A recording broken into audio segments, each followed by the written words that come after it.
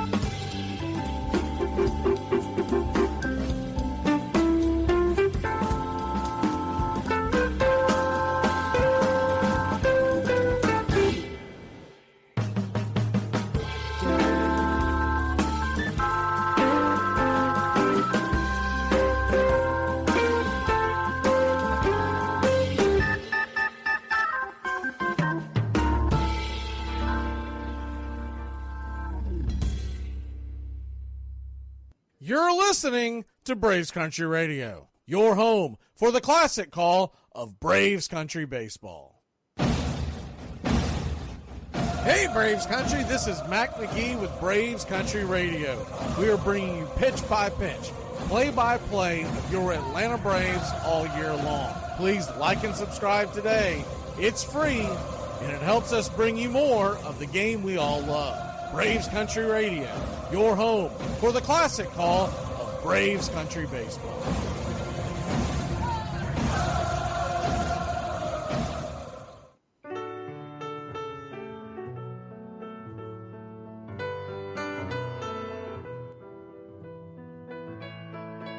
Casey at the Bat by Ernest Lawrence Thayer.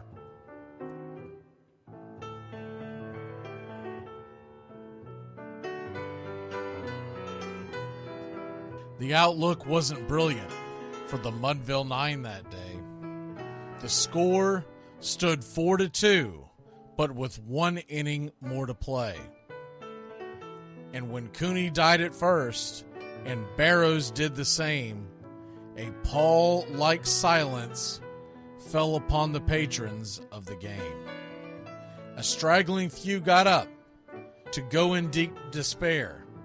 The rest clung to the hope which springs eternal in the human breast. They thought, if only Casey could but get a whack at that, we'd put up even money now with Casey at the bat. But Flynn preceded Casey, as did Jimmy Blake, and the former was a hoodoo, while the latter was a cake. So upon that stricken multitude, grim, melancholy sat, for there seemed but little chance of Casey getting to the bat. But Flynn let drive a single, to the wonderment of all, and Blake, the much despised, tore the cover off the ball. And when the dust had lifted, and men saw what had occurred, there was Jimmy safe at second, and Flynn a hugging third. Then from 5,000 throats and more rose a lusty yell.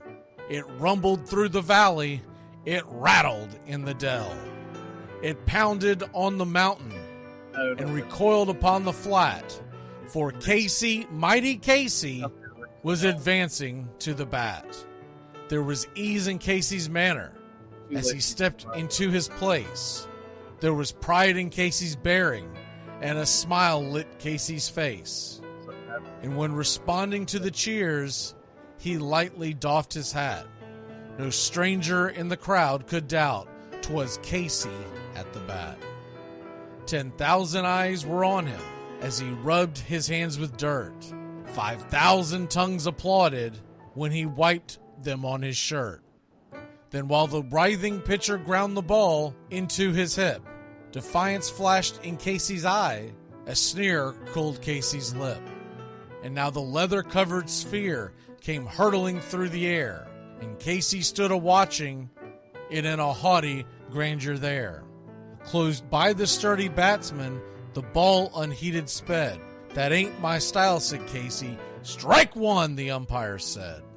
From the benches black with people, there went up a muffled roar, like the beating of a storm waves on a stern and distant shore.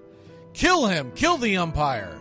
shouted someone on the stand, and it's likely they'd have killed him had not Casey raised his hand. With the smile of Christian charity, great Casey's visage shone. He stilled the rising tumult, he bade the game go on. He signaled to the pitcher, and once more the dun sphere flew. But Casey ignored it, and the umpire said, "Strike two!" "Fraud!" cried the maddened thousands, and echoed answered, "Fraud!" But one scornful look from Casey, and the audience was awed. They saw his face grow stern and cold. They saw his muscles strain. And they knew that Casey wouldn't let that ball go by again. The sneer is from Casey's lip. His teeth are clenched in hate. He pounds with cruel violence his bat upon the plate. And now the pitcher holds the ball, and now he lets it go.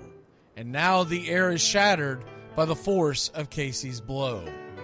Oh, somewhere in the favored land, the sun is shining bright. The band is playing somewhere, and somewhere hearts are light. And somewhere men are laughing, and somewhere children shout. But there is no joy in Mudville. Mighty Casey has struck out. Casey at the Bat, Ernest Lawrence Thayer, published June 3rd, 1888. San Francisco Examiner.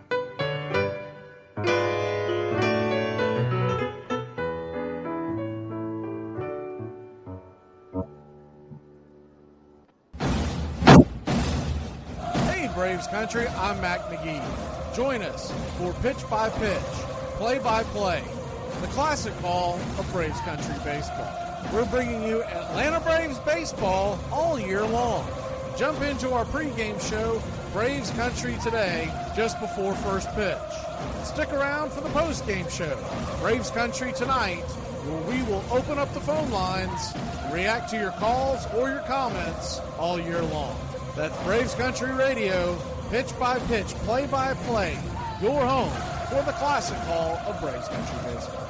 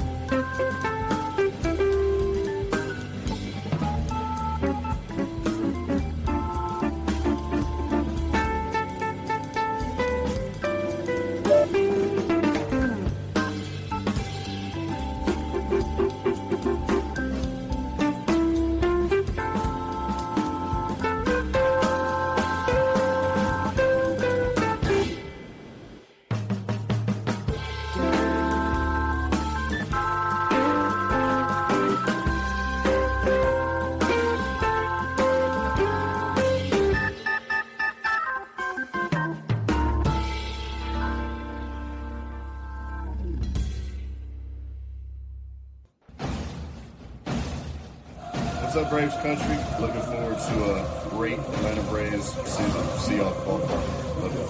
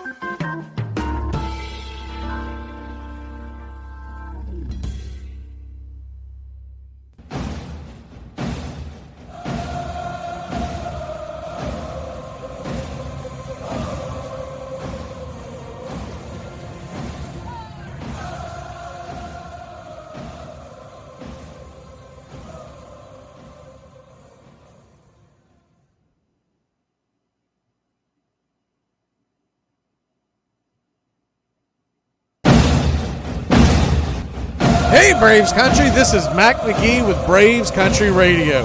We are bringing you pitch by pitch, play-by-play of your Atlanta Braves all year long. Please like and subscribe today. It's free, and it helps us bring you more of the game we all love. Braves Country Radio, your home for the classic call of Braves Country Baseball.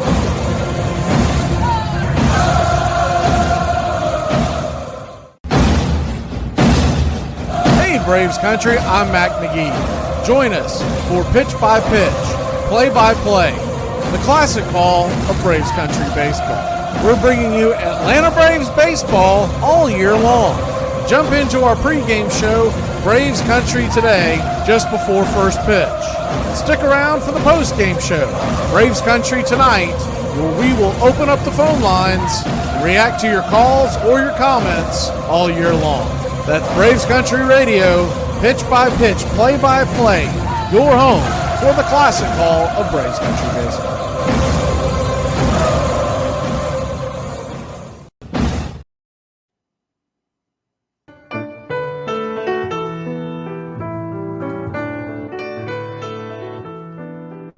Lineup for Braves Country by DM Magee, 2024. A is for Aaron, the Hammer and Hank, the real home run king. Take that to the bank. B is for Bobby. Cox never cowered. He'd give Blue quite an earful on his way to the showers. C is for Chipper. Don't call him Larry. He would show up in Shea, the Mets he would bury. D is for David. Justice he'd bring. A Game 6 solo brought Atlanta their ring. E is for Eddie Matthews. 512 bombs away. Lit skies from Boston to Milwaukee to the A. F is for Fred. McGriff dog-biting crime. A fire was lit the day he arrived. G is for Glavine. Southpaw winds and kicks. Changing speeds east and west. A gem in Game 6. H is for Harry and his brother George Wright. The father of baseball, Boston pennants in flight. I is for inning, ending double play. Riley to Ozzie to Olsen all day. J is for Jones. Andrew let her fly. And his gloves in center is where singles would die. K is for strikeouts. A plenty from Strider. The quads in the stash, getting swings from that slider. L is for Lopez. Javi to B-Mac. Travis and Smurf, we've been lucky to see that. M is for Mad Dog. He won 355. Could swat flies with the changeup and still bust you inside. N is for Necro. He got to the hall by bending and knuckling and floating that ball. O is for Otis. Old Nixon could fly. The catch at the wall baffled our eyes. P still for Peterson. We were all rockin' pearls. With Eddie and Jorge, we were out of this world. Q is a quandary for why Dale is not in. Murphy MVPs again and again. R is for ranking, the top pitcher's lore. Remember Kid Nichols, 107 WAR. S is for Smoltzy, the big three in the hall. When the game's on the line, you give John the ball. T is for Tyler, Matzik and the gift of 2021, the entire night shift. U is for Chavez, but we say Uncle Jesse. The frames, the release, kept the batters guessing. V is Van Weeren. Skip Carey 2. Don Ernie Joe, the tales from the booth. W is Warren. Spawn Johnny Sane. They'd ride him in Boston and then pray for rain. X is Mazzoni. Yeah, X marked the spot.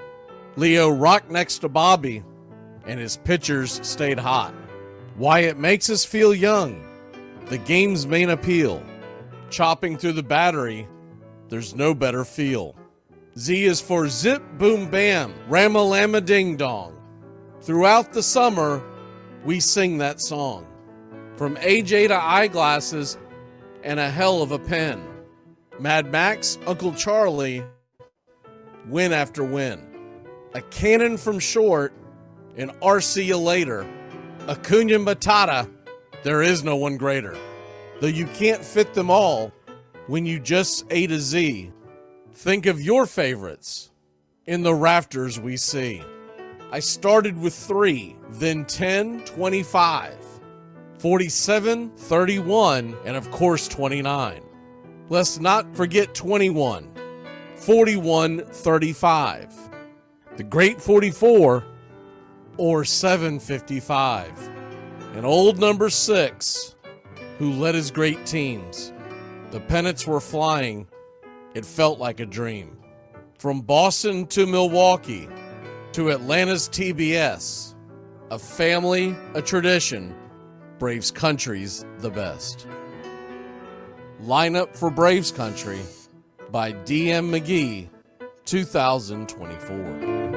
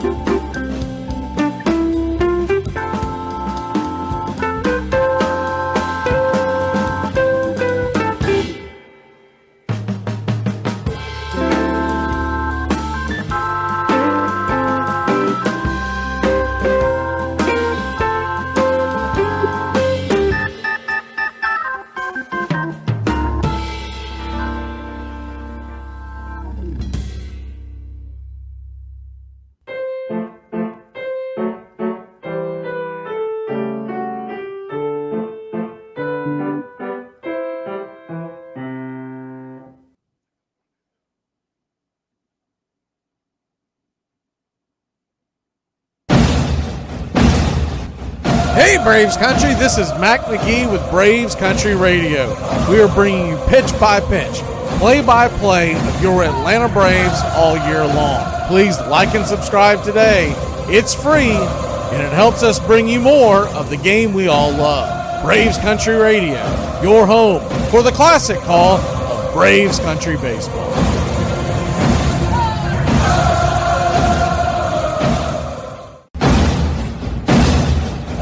Braves Country, I'm Mac Magee. Join us for pitch by pitch, play by play, the classic call of Braves Country Baseball. We're bringing you Atlanta Braves baseball all year long. Jump into our pregame show, Braves Country Today, just before first pitch. Stick around for the postgame show, Braves Country Tonight, where we will open up the phone lines and react to your calls or your comments all year long. That's Braves Country Radio, pitch by pitch, play by play, your home for the classic call of Braves Country Baseball.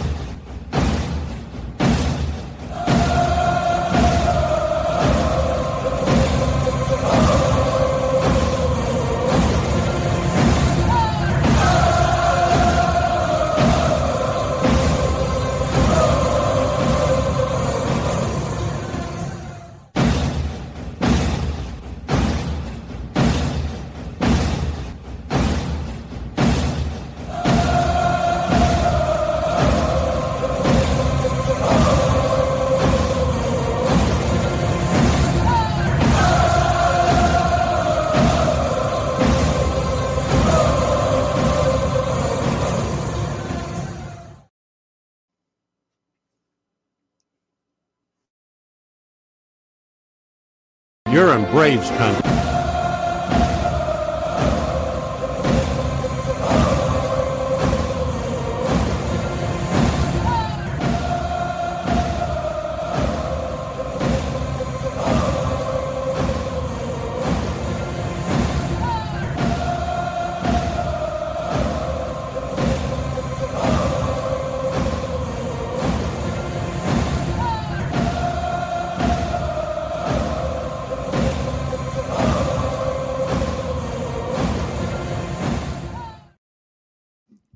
Good evening, Braves Country. Hope you're having a great night.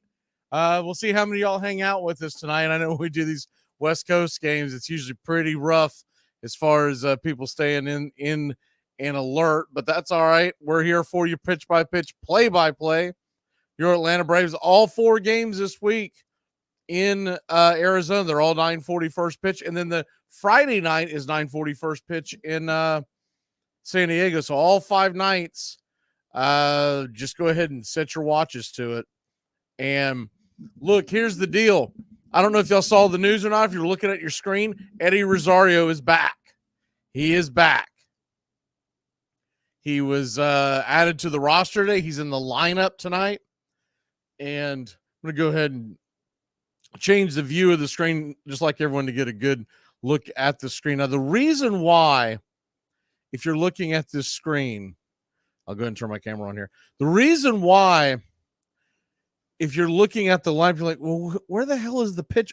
It's because the pitchers were not announced until a few hours ago, and I guess they didn't put it on their graphic, the site that we use. We use this site because it looks much better than the normal one that we go to during the game time, because the one during the game time looks nice during the game, but pregame it looks terrible on the screen. So that's why we do this.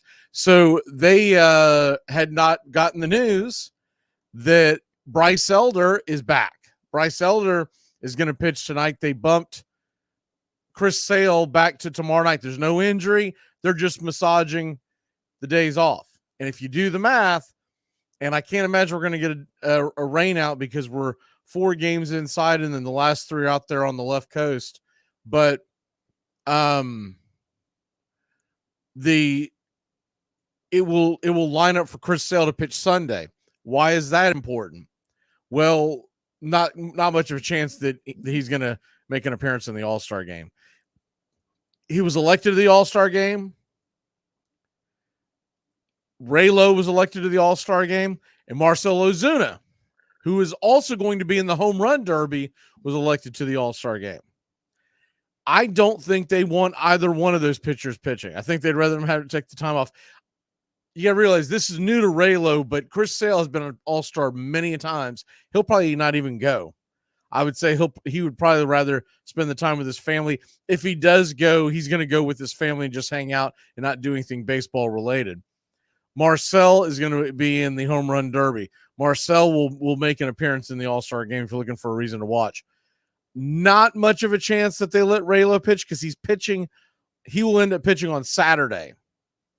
So he could come in for an inning, and that is a possibility, but I think they would prefer that he does not. We'll see how they play that out. With that being said, they may, if he does end up pitching in that All-Star game, you may see him pitch Saturday, and he may not pitch again until be like the 5th pitcher coming off the break, which would put him on like Tuesday. So give him like a week and a half of rest. I mean, sometimes rest versus rust is always the argument. Remember, I was talking about this late last week, how I thought they were going to do this. How I was a little surprised we didn't see Elder in the game against Philly, but they really wanted to win the Philly game. So I get that. We're 8 games out behind Philly. I'm not looking at that as a possibility of winning the division, and I don't want to wear out our team trying to win the division. But with that being said, we are 8 games out, and we're getting ourselves a little bit of breathing room at the top of the wild card, which is the main thing that I'm focused on.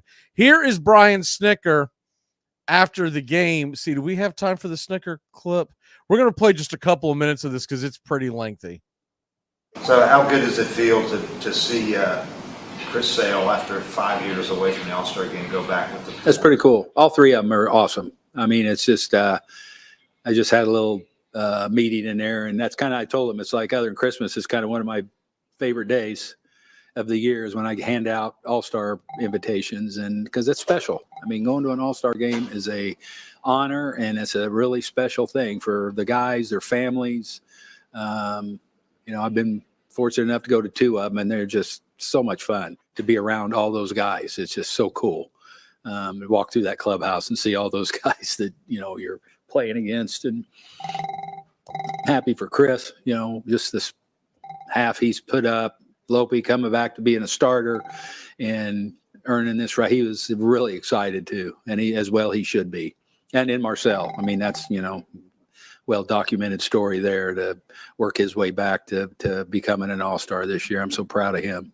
Yeah, you had 8 last year. You got 3 different ones this year, and they all have come back from.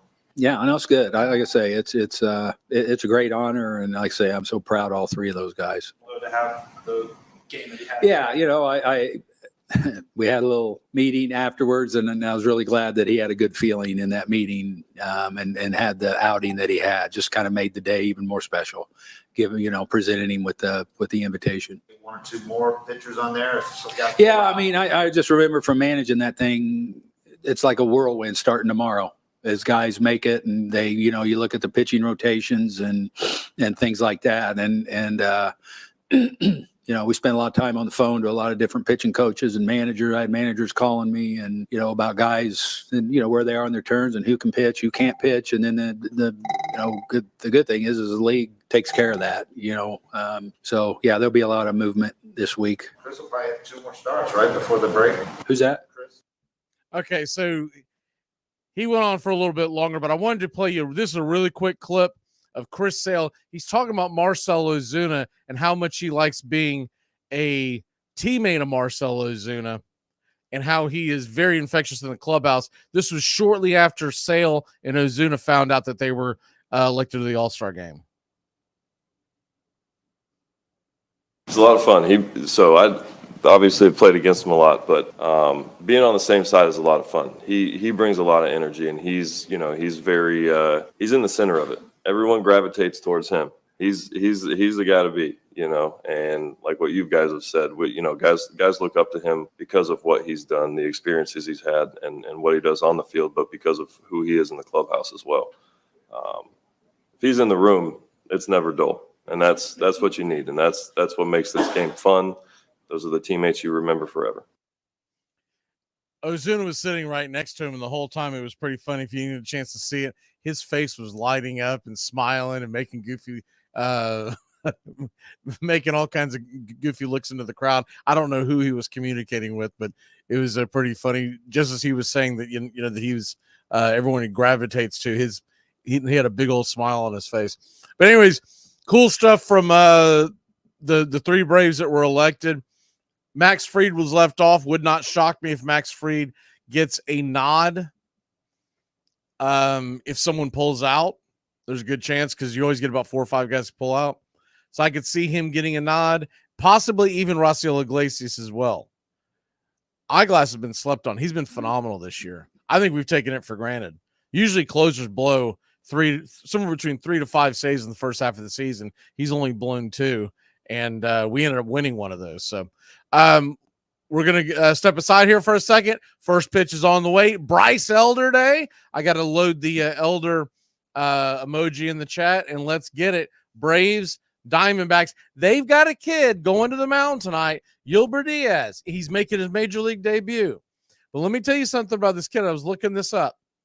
His last outing, this was in AAA, fair enough, 6 innings of no-hit ball and 13 strikeouts.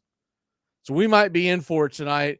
Be a lot of fun to see what this kid has. I have no idea what team, who he went up against and if that team has any hitting, but 13 strikeouts is 13 strikeouts on any level. So the Braves may have a tough go through it. I would hope that once through the lineup, coming back the second time, we'll get adjusted to him, or maybe the nerves just get to him and he's not hitting his spots.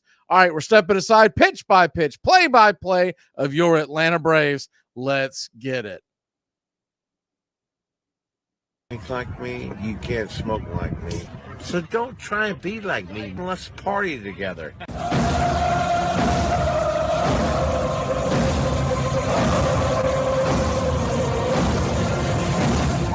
There's something kind of about a kid that's never played baseball.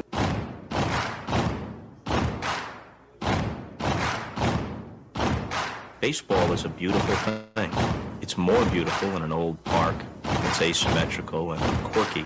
But even in a dome with artificial turf, it's beautiful. The way the field fans out, the choreography of the sport, the pace and rhythm of it. The fact that pace and rhythm allows for conversation and reflection and opinion and comparison. In right field, the crowd is tormenting Strawberries, singing Darryl, Darryl. Little roller up along first, behind the man. It gets through Buckner. Here comes Knight, and the Mets win. And there's a fly ball deep to left. It's on its way. There it goes, and the Yankees are going to the World Series. Aaron Boone. Ground ball stabbed by Folk. He has it. He underhands to first for the first time in 86 years. The Red Sox have won baseball world championship. Can you believe it? It's a pastime, something you do. It's entertainment, something you watch. And it's a shared experience, something you talk about and read about. But you can apply those same 3 criteria to other things. What makes baseball special is that it's the best game that's ever been devised. Smith corks one into right, down the line. It may go. Go crazy, folks. Go crazy. Sure as God made green apples, someday the Chicago Cubs are going to be in the World Series. A little bouncer slowly toward Bryant. He will glove it in front of Rizzo. It's in time. And the Chicago Cubs win the World Series. Cubs win. What a lucky break. The good Lord wants the Cubs to win. How can you not be romantic about baseball? If baseball is about caring, about loyalty and rivalry. Braves fans are on their feet hoping for some kind of a bleeder or a seeing-eye single. Here's the 1-2 pitch. Fastball hit high and deep down the right field line. It's going back, back, back. Is it fair? Is it Zip, boom, bam, it's gone! Ram-a-lam, ding dong, a 3-run shot, and your Atlanta Braves have taken a 1-run lead. A hanger, a banger, and she's gone, baby. There's a very peaceful thing. It was created and played in pastures and meadows. There's grass, there's outdoors, there's everything that people thought was American and feel about America you get in a ballpark. And it's the wonder of walking through that dark tunnel and seeing a huge open space where men play the little boy's game.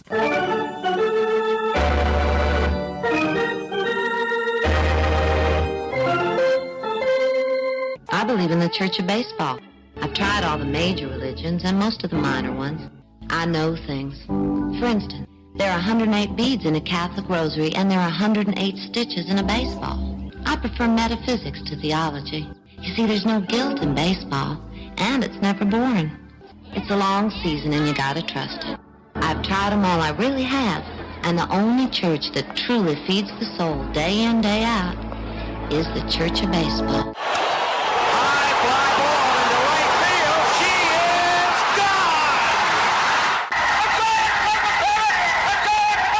Swung line drive left field. 1 run is in. Here comes Breen. Here's the throw to the plate. He is safe. You're in Braves country. If there's a bigger thing going on right now, I don't know what it is.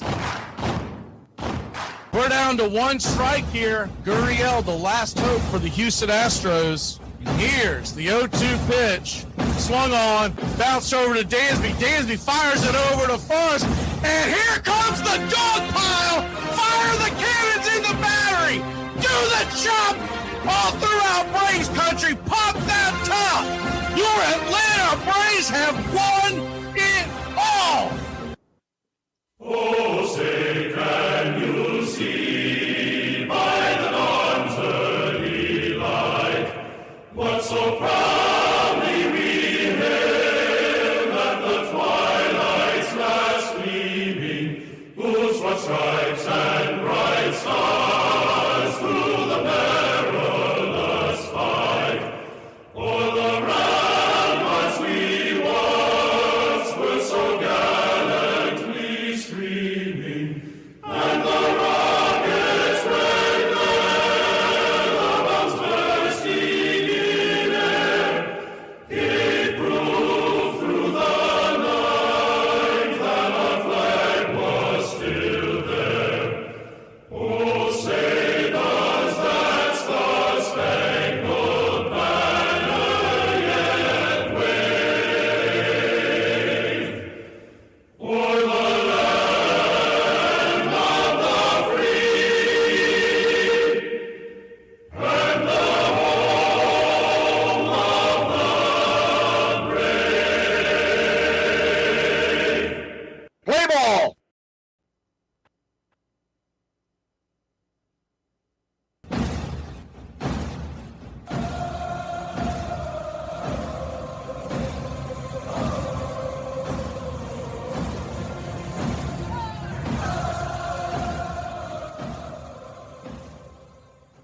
On a beer? 7 o'clock in the morning. Scotch? Hey, howdy, hi, and how the hell are you? Pull up an armchair, girls and boys, and join us for Braves Country Baseball. You're listening live, and the scene is Chase Field in Phoenix, Arizona, where we're set to bring you pitch-by-pitch, play-by-play of your Atlanta Braves. Hi, I'm Mac Magee. Here are your starting lineups for today's action.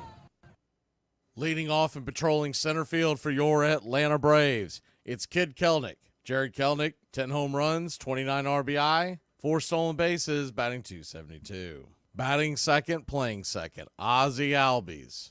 8 home runs, 43 RBI, 6 stolen bases, batting .264. Batting third, playing third, Austin Riley. He has 11 home runs, 37 RBI, batting .253. Batting cleanup and playing first for your Atlanta Braves, it's Matt Olson. Olson has 42 RBI, 13 home runs, batting .239. Batting fifth, the designated hitter, Marcell Ozuna. 23 home runs, 72 RBI, batting .295.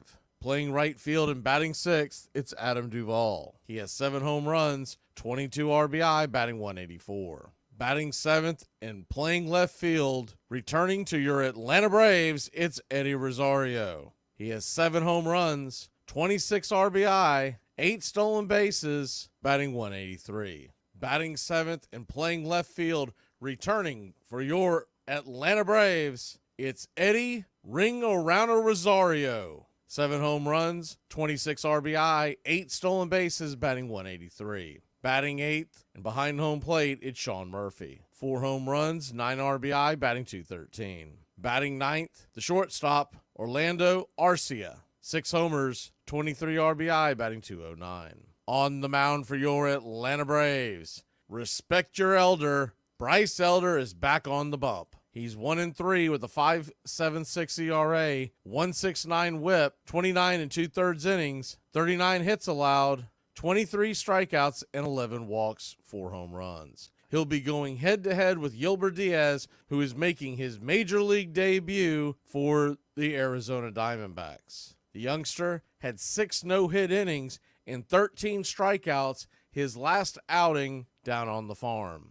Backing up Diaz in the bottom of the first inning, leading off and playing right field, it's Corbin Carroll. 3 home runs, 24 RBI, 15 stolen bases, batting .210. Batting second, playing second, Ketel Marte. 17 home runs, 51 RBI, 4 stolen bases, batting .284. Batting third, the designated hitter, Jock Peterson. 13 home runs, 38 RBI, 4 stolen bases, batting .280. Batting cleanup and playing first, it's Christian Walker. 22 home runs, 64 RBI, a .268 average. Batting fifth and in left field, Lourdes Gurriel. 13 home runs and 54 RBI, a .269 average, 3 stolen bases. Gabby Moreno is behind home plate and has 4 home runs, 31 RBI, 1 stolen base, batting .254. Batting seventh and playing third, it's Eugenio Suarez. 7 home runs, 39 RBI, 2 stolen bases,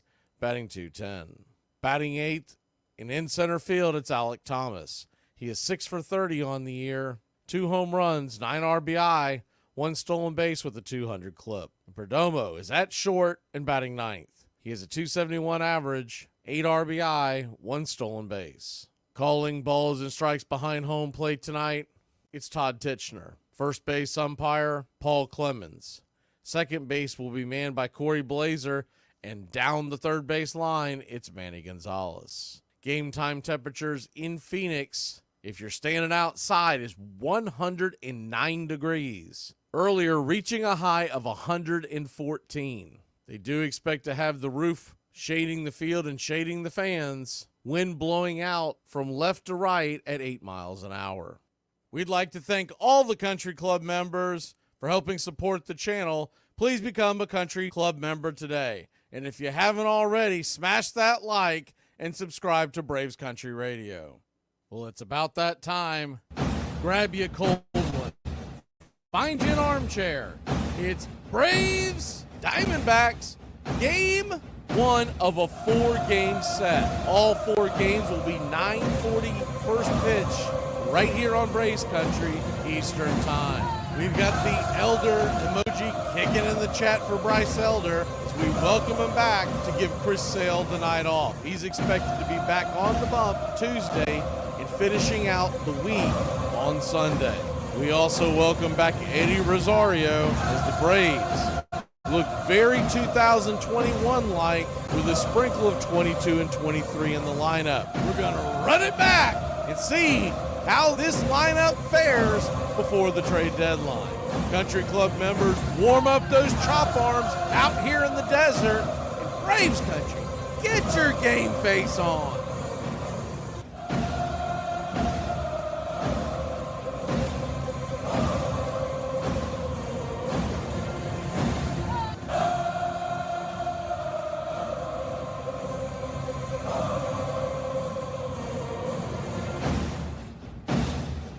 Get this bus moving. Stop. Come back. Too late. Roll call. Yeah. Roll call. You're in Braves country. Good evening, Braves country. We haven't gotten attacked by those bots in a long time. I don't know why, but I feel like we were playing either Arizona or someone out west. So maybe they live out west? I don't know. It's crazy stuff. I looked and was like, what the hell is going on? I thought maybe we're arguing. Atlanta Braves get ready to step to the plate. Kid Kelnick in the road grays, Atlanta across the chest. In red, outlined in blue. Blue ball caps, white A. Arizona in their traditional home whites. And yes, sir, it is baseball time in Braves country. First pitch on the way is a four-seam fastball right down the pipe. Swing and a miss from Gilbert Diaz. It's 0-1. The 0-1 righty-lefty matchup.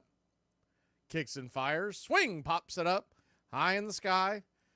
Just past the infield. Can of corn that Perdomo will wrangle in. One away. Obviously, first time that we are seeing this pitcher. It's his major league debut. Man, he's throwing it hard. That was a 97-mile-an-hour fastball. So we'll see what happens here. If you're just joining us, Eddie Rosario is back, and he is in the lineup. First pitch on the way is a knuckle curve. Pretty pitch, just missed the zone. It's 1-0. The 1-0. Righty-lefty matchup. Diaz kicks and fires. Swing, slices it back. 96 right there on the hands. 1-1. Looking at his numbers, so he had 76 innings in the minor leagues this year, 103 strikeouts. That jumps off the page. The 1-1 in the dirt, 2-1. He does have a 4.03 ERA, but what I don't know is his home park, because some of those home parks out west are elevated. He might be playing in a poor man's version of Colorado. So I don't know where he was playing. I don't know, all the ins and outs of that stadium. But he does have a high ERA. But, man, 103 strikeouts in 76 innings. The 2-1. Swing and a missed knuckle curve down below the knees. 2-2. Tried to look up his repertoire. They had nothing on him. I mean, I went everywhere. I even went to the minor league baseball pages everywhere. There was nothing. The 2-2. Comes set. Kicks and fires. They're going to call that a strike on the outer edge. That's way off the plate. 2 away. Ozzy's got something to say, and I can't blame him. Terrible call by home plate umpire Todd Tichenor. Todd Tichenor calls a wide zone, though. So with that being said, I just hope we get the same calls with Bryce Elder on the mound. He obviously is not a strikeout pitcher, but he could possibly get something out of that. First pitch on the way to Austin Riley is swung on and swatted foul into the stands. It's 0-1. The times we've seen Todd Tichenor the last couple of years, I was looking at my notes, he always has a wide zone. So that strike shouldn't shock us. It's not right, but it's not shocking. The 0-1. 97 outside wide. 1-1. So a 1-1 count. Interesting, he's not giving it to the righty-righty, but the righty-lefty, he gave it right to him. A lot of times that comes down to where the umpire is stationed behind home plate. The 1-1, swung on, bangs that knuckle curve. Out of play, it's 1-2.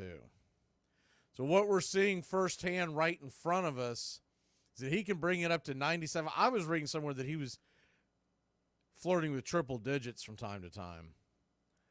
And that knuckle curve's coming in 25 miles an hour less at 75, 76. The 1-2 swing, and that ball's lifted high and deep. Going back on the track. Zip, boom, bam, it's gone. Ram-a-lam-a ding-dong.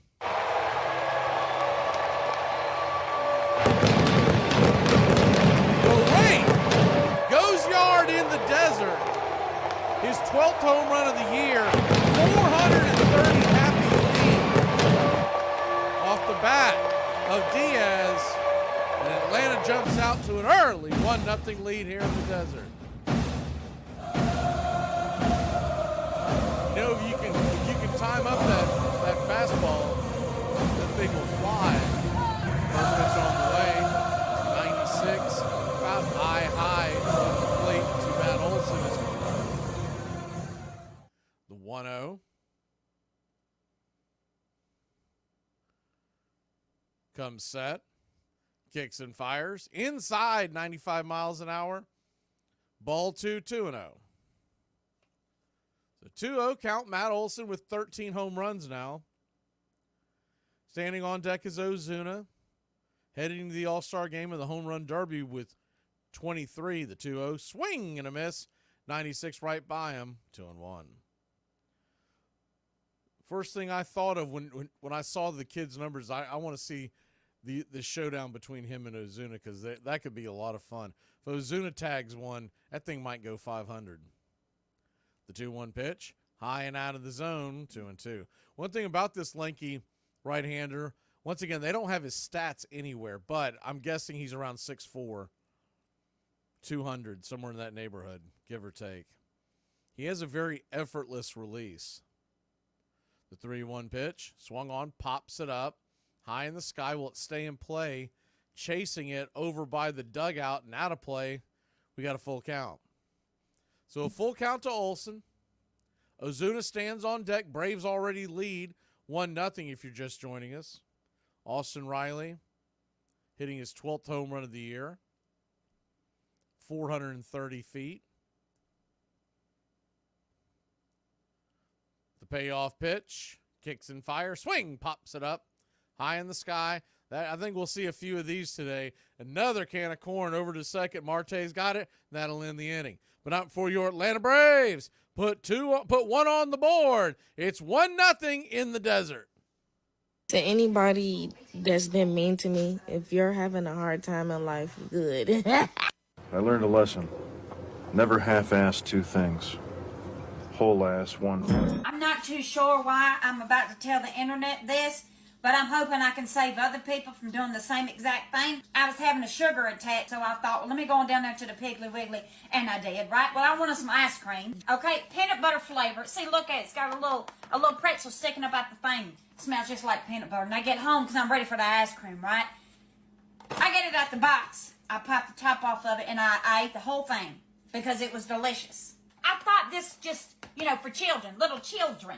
Human little children. No, not at all, actually. I got scammed because right here in little bitty letters it says dog treat. And I ate the whole thing. In 1869, Harry Wright, manager and outfielder for the Cincinnati Red Stockings, made 7 times the average working man's wage. In 1976, 107 years later, a ball player still made just 8 times a working man's salary.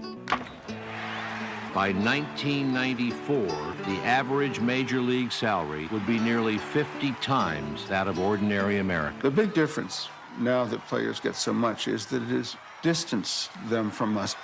It was a blue-collar sport, and people in the stands could look at these people playing ball and think of them as workers because they were getting paid workers' salaries. And this perpetuated the illusion that with a little luck that could be me out there. The sense of we between fans and players was very strong in those days, and players stayed on a lot longer with the team, so they were familiars as like someone who worked in the same office with you almost. And all that is gone. It's quite different now. Welcome back to Braves Country Baseball. First pitch from Bryce Elder. Big Texan fires the pitch outside wide for a ball. It's 1-0. Comes in 1-3 with a 5.76 ERA. The 1-0 swung on, banged on the ground over to first. Olson's got it. Rainbow feed to Elder. Elder taps the bag. They need to watch that. Carroll can fly, and he almost beat it out. 1 away. Though Elder has a high ERA, that came from the beginning of the year. If you remember, he did a spot start in the doubleheader with St. Louis his last time out and pitched to Jim, 6 innings and no run ball. So hopefully we get more of that. We know that when Elder is doing well is the first pitch on the way to Ketel Marte, left-handed bat, batting .284. Down for a low strike, it's 0-1. Man, if he's giving us those low strikes with his sinker, we might be doing all right tonight. The 0-1, outside wide, 1-1. Jock Peterson stands on deck. The 1-1. Way high out of the zone, ball 2. So a 2-1 count. Elder comes set.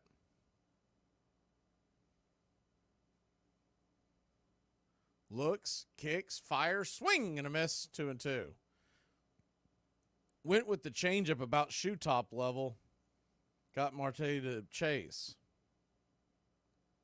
If you're just joining us, Eddie Rosario is in the lineup. The 2-2 pitch swung on, hit high into center field, drifting back. Making the catch is J.K. Kid Kelnick, 2 away. Eddie Rosario was promoted from AAA after they picked him off the scrap heap from Washington. So we all remember the great years that we had, or great year that we had with Eddie, but realize this is a guy that we didn't re-sign him for a reason, and he got DFA'd for a reason. So though I'm pulling for Eddie, I'm not expecting the moons and stars. If he can go out there and hit 250 for us or run into one once a week until we can get another bat in that lineup, I'm fine with it. First pitch on the way to Jock Peterson is outside wide for a ball. It's 1-0. Jock batting .280 with 13 home runs. The 1-0. Sinker down there at the knees. 1-1. He has an .889 OPS. I mean, that's the kind of bat we need. Let's be honest. Jock calls for timeout. Jock appears to be in pretty good shape. Last year in San Francisco, it looked like he'd put on a few, but he looks like he's in pretty good shape this year. The 1-1. Swing and a miss. Change up over the top, 1-2. So 1-2 count.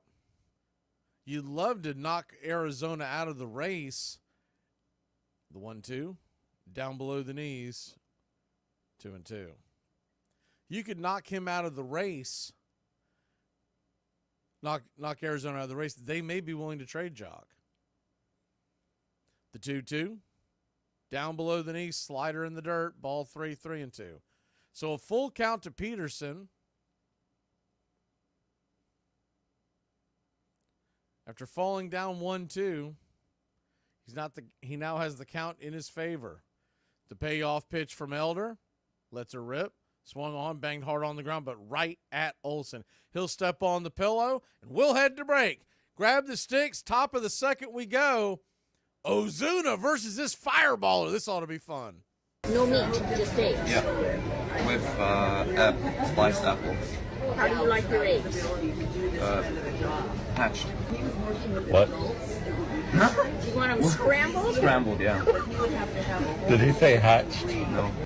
And the sky is the limit for baseball salaries. The highest paid player of the week is now Roger Clemens of Boston. 5 years, $7.5 million. Dwight Gooden has something to celebrate as well after receiving plenty of money from the New York Mets. In fact, the right-hander became the highest-paid player in the big leagues after he signed a 3-year, $6.7 million contract. Brian Sandberg is calling Chicago the city with big pockets. The Cubs' great second baseman has signed the biggest contract ever in baseball. He could make about $7 million a year. What in the knuckles is this? She's my girlfriend, you intolerant. Whoa! Pump the hate brakes, Fox and Friends.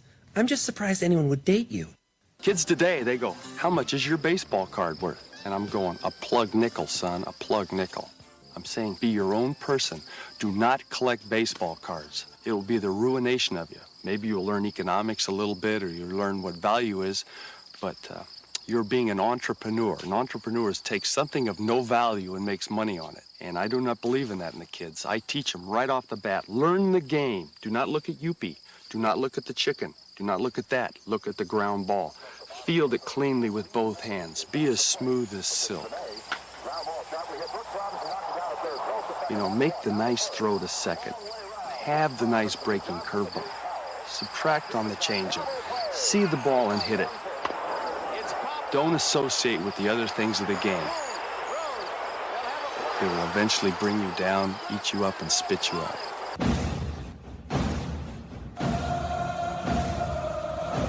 Welcome back to Braves Country Baseball.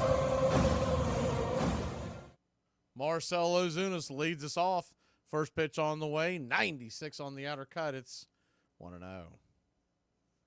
The 1-0. Tracking his pitches so far, looks like he's got 3 that he's consistently leaning on. The 1-0, slider down and away, 2-0. That knuckle curve, the slider, and the fastball have been the 3 that he's really been going with. So a 2-0 to Marcell. Righty. Kicks and fires. Swing and a miss. 96 outer edge. 2-1. Marcell Ozuna, along with Pete Alonso, going to be in the Major League Baseball Home Run Derby on Monday night. The 2-1 pitch. 97 at the knees. Low pitch, low call. He gets that one. That's going to be nasty. Ozuna uses his timeout. He paused for a second. I think it just dawned on me that's the second strike. So a 2-2 count.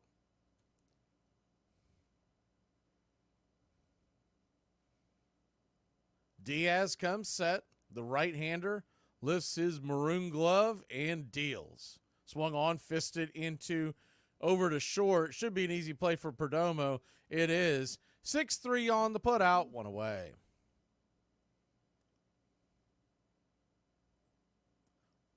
One down.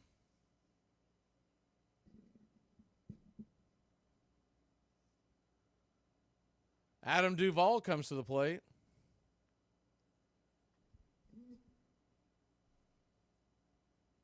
Righty-righty matchup.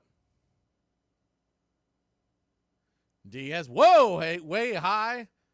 Up around his noggin. 1-0. Looked like that was the knuckle curve. The 1-0. Outside wide. Did he go around? He did not. Ball 2-0. So a 2-0 count.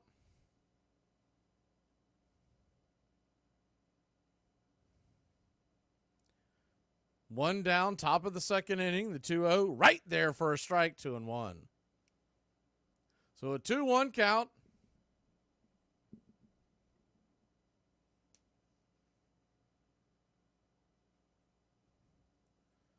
One down. Kicks and fires, down and away, 3-1.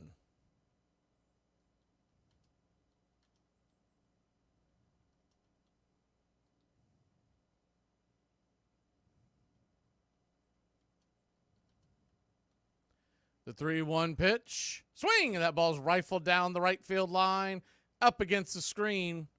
Full count.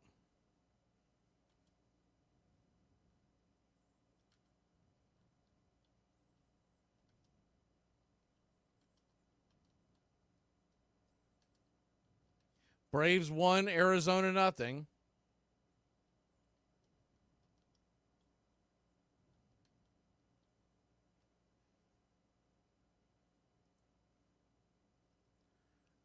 Diaz comes set, his 28th pitch of the evening. Rocks and fires, caught, looking strike 3. 97 right there at the knees. Duvall, you cannot expect to take that pitch to away. He must have been sitting knuckle curve, which they'll tell you that when you're doing that, when you're up there at the plate and guys throwing that hard, you have to sit on the fastball and adjust to the off speed. When you start trying to guess, as Eddie Rosario comes to the plate for the first time in a long time in a Braves uniform, takes the first pitch right there for a strike, it's 0-1. Well, already I'm impressed. Eddie Rosario's taking a pitch. Hey, there you go. 7 home runs on the year, a 183 average, a 555 OPS, the 0-1. Swing! That ball's lifted high and deep into center field. That's going to die out there near the warning track, and that'll end the inning. Probably gave it a heck of a ride. He hit it near the 413 mark. We'll be back in a flash. I'm finna tell y'all why y'all should never delete. Let me tell you why. One day I posted it and it had like 10 views in an hour. So I was kind of mad about that, but I went to sleep and I woke back up and guess how many views I had? 11. That could be you, okay? Would you like to take us fishing and tell us life lessons and stories about your childhood? I got a better idea. Why don't you boys go dig a hole and I'll get another beer. Someone didn't love you enough when you were little, did they? Good call. Tragic. Little investment advice. Bip Roberts, 1986 rookie card, worth about $275. 20 years from now, who knows? 1,000, 2,000, might even go. Bip, man, you were looking at Robin Roberts. Says here your card's worth 4 cents. Yo, T, 4 cents if it's in excellent condition, but 10 cents if it's totally mint. Dad, Mom says I have to remind you to behave yourself through the holidays. Oh, yeah? Yeah, Mom says you know how people are and you should just keep quiet and just be nice. How come people don't remember how I am? How come they can't learn to shut the up and be nice in my house? Let's try that. We have these unreasonable expectations of all baseball heroes. We want them to be good at life as well as good at baseball. If you think about it, it's unfair. It's hard enough to expect them to play baseball well. I'm convinced there is the same division in baseball that there is in life itself, of true heroes, of people of strong principle, of ordinary everyday people, of rogues, of weaklings. Pete Rose turned out to be extremely fallible. Braves Country Radio, your home for the classic call of Braves Country Baseball. Welcome back to Braves Country Baseball. Bryce Elder going back to work. He had a scoreless first inning. A couple of balls were hit kind of sharply, so you do worry about that. But this is a start just to get Chris Sale and the rest of the staff an extra day of rest. Christian Walker, who notably was snubbed from the All-Star game with 22 home runs, stands in. Batting .268, the first pitch to Walker is a sinker down out of the zone. It's 1-0. One of the things you look at with Walker when they say, hey, how did he get left off? First of all, you can only grab so many first basemen, right? And DHs. The 1-0, down and away, 2-0. I'm more shocked because Torey Lovullo, the manager of the Diamondbacks, is the 2-0. Slider right there at the knees, 2-1. He is the guy who made the final decisions because his team went to the World Series. The team that goes to the World Series makes the decisions on the roster. The 2-1 chases one down and away, 2-2. Banged it foul between home and third. So that's the most shocking part of it. But his home runs did come in clusters. He had an incredible weekend against the Dodgers recently, the 2-2. Down and away, 3-2. So a 3-2 count to Walker to start off the bottom of the second. But it's very strange that he was left off because he had 22 home runs at the break, plus the 3-2 swung on. That ball's going to be a soft line drive into the glove of Arcia, and we'll see you on the bench, 1 away. So I guess what I'm saying is it's not so, Mac, that it's not such a big deal that he got snubbed. He got snubbed by his own manager. I haven't heard any audio or interviews, period, about whether or not Lovullo was asked about that, but it is an eye popper. First pitch on the way is a slider at the knees. It's 0-1. The 0-1. Righty pitch, swung on, hammered over there towards third. It's off of Riley's glove. Arcia's going to fire it over there to first anyways. Pretty throw by Arcia, but he was never going to get Gurriel. Left field busting it down the line. So 1 on, 1 out. I'll say that will probably be an infield single because Riley had to lay out for that. That's not, you can't assume a great play, so I would think that's going to be an infield single. Tell you what, Arcia made that play a lot closer than it should have been. He grabbed it barehand, just turned around, kind of flipped it off his back foot, off the grass in shallow left field, and almost got a left fielder with okay speed. He's not a tortoise, but then again, he's not Kelnick busting it down the line. The 1-0, right there at the knees, 2-0. That just shows you how strong that arm of Eddie Rosario. Not Eddie Rosario. Eddie Rosario's got a noodle for an arm. Orlando Arcia has. The 2-0, sinker, down and in, ball 3-0. So 3-0. Bryce Elder working himself into trouble after the infield single. Runner at first, one out, double play gets you out of this. The 3-0 is right there, about belt high on the outer edge, 3-1. Gabby Moreno's the batter. Moreno batting .254 on the year.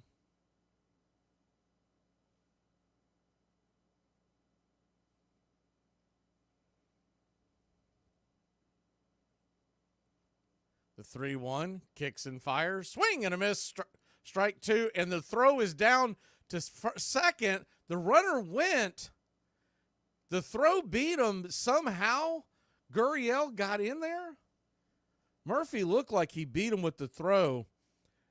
Ozzie was losing his balance. I don't know if Ozzie just missed him with the tag. I'd have to see it a little slower. He had to reach up to get it. Yeah, I guess he did beat him out. So runner in scoring position, the payoff pitch, swing, and that ball's lifted high and deep into right field, going back on the track. Making the catch is Duvall. Gurriel will scoot up to third, 2 away. That throw, looking at it a third time, it chopped on the ground, and when he grabbed it, Ozzie did the momentum, kind of brought his glove up. By the time he brought it back down, Gurriel just slid underneath. He did not get a great jump. Showing the replay of him turning and running, Elder was already in his delivery when he started Flintstoning it towards second. Suarez, the batter, bangs it down the left field line. That's going to get down just foul. Just foul. Couple of feet away from the first run of the game for the Arizona Diamondbacks.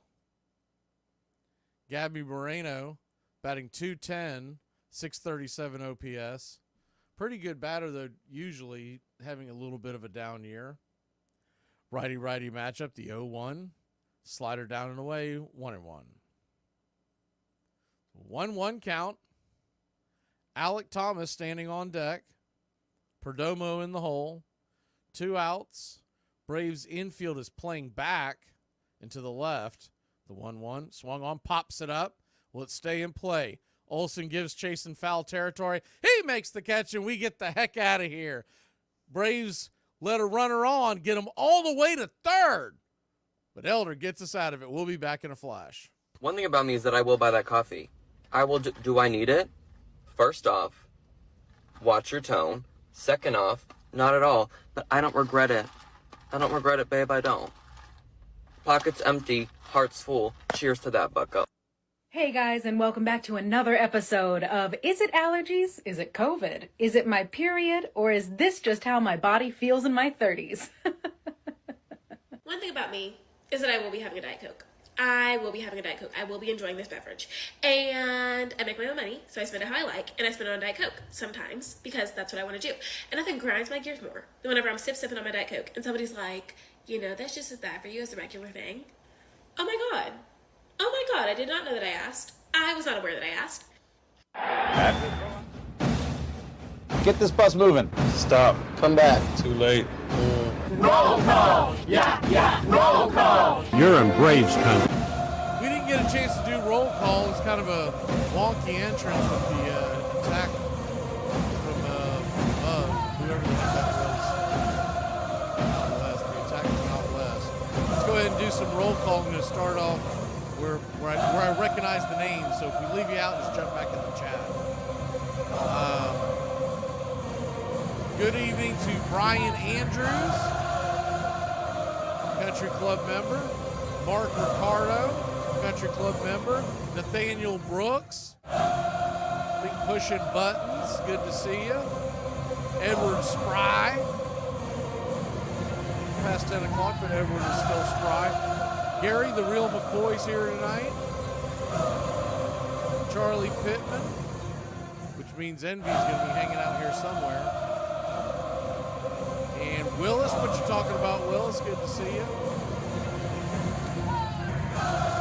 We start the top of the third inning. Sean Murphy Check swing from Diaz, and that's going to get down the line. We'll take it. That was an excuse me swing, an excuse me leadoff hit for the Smurf.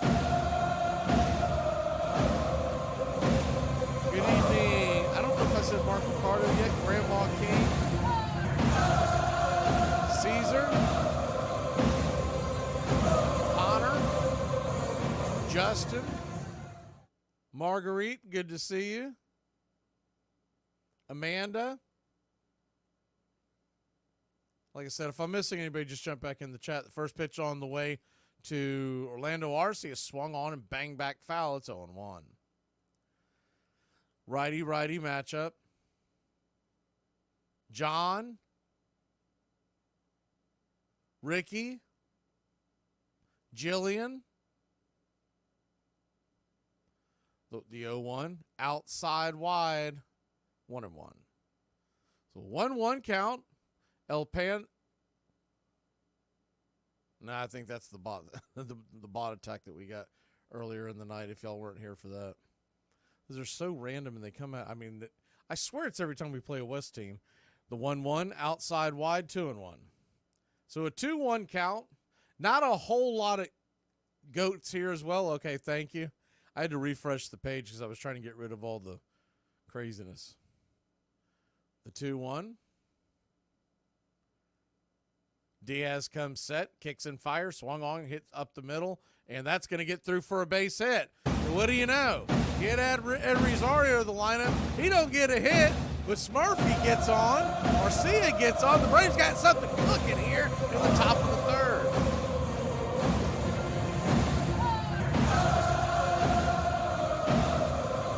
That's going to flip the line. You know, here's the thing. I was looking at this pre-game, and I know he's not who he was in 2021. I get that. He never will be again. We got him on a hot part of his career, a small part of his career that was extremely hot, and we rode the Eddie Rosario train. I get that. First pitch on the way to Kelnick is right there at the knees for a strike. It's 0-1. But when you have Eddie Rosario against a right-handed pitcher and not Eli White, automatically your lineup gets longer. The 0-1. Kicks and fires down below the knees. 1-1. Now, I do expect that, man, they're having a shootout in the White Sox game. It's 6-5 Minnesota. That thing's been going back and forth, seesaw affair. The 1-1. Diaz lets her rip. Inside. Bounces off the glove of Moreno. Runners will stay put. It's funny, the hind catcher Moreno was running around freaking out trying to get the ball. Like, man, you couldn't have two slow runners on base. You could stop off and smoke yourself a cigarette, drink a beer, and they're still not going to run from second to third and first to second. So a 2-1 count, but you put Rosario in that lineup at the very bottom like that, it already makes it with a little more punch, a little more worry for the pitcher. The 2-1, caught on the outer track, it's 2-2. Assuming the Braves add another bat, you could see Eddie Rosario still being on this lineup and him and Duvall doing a straight platoon out there in left field. Though his glove is terrible. The 2-2, swing and a miss, strike 3. Diaz blew it right by him with 96 gas, 1 away.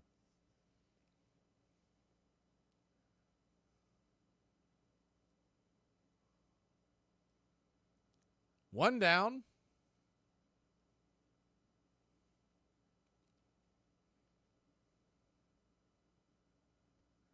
Ozzie Albies comes to the plate.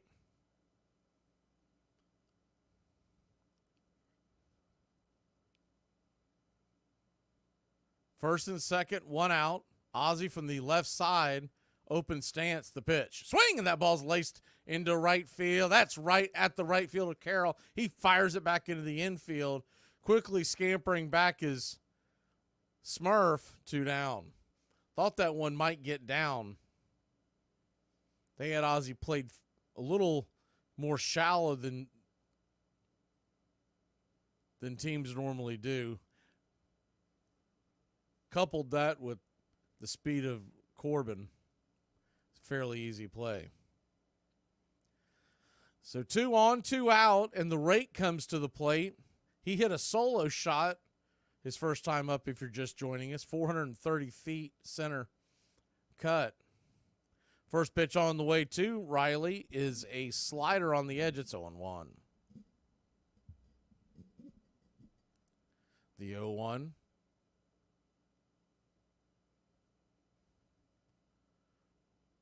Righty, kicks and fires right there at the knees. 1-1.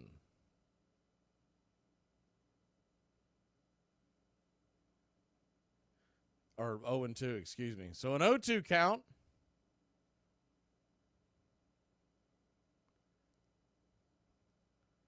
Diaz comes set, lets her rip, swung on, chopped in front of the plate. It's going to be a 1-3 put out to end the inning. Braves threaten but fail to score. We'll be back in a flash. The bottom of the order coming to the plate for the Diamondbacks. If you decide to go through your man's phone, don't go checking his text messages.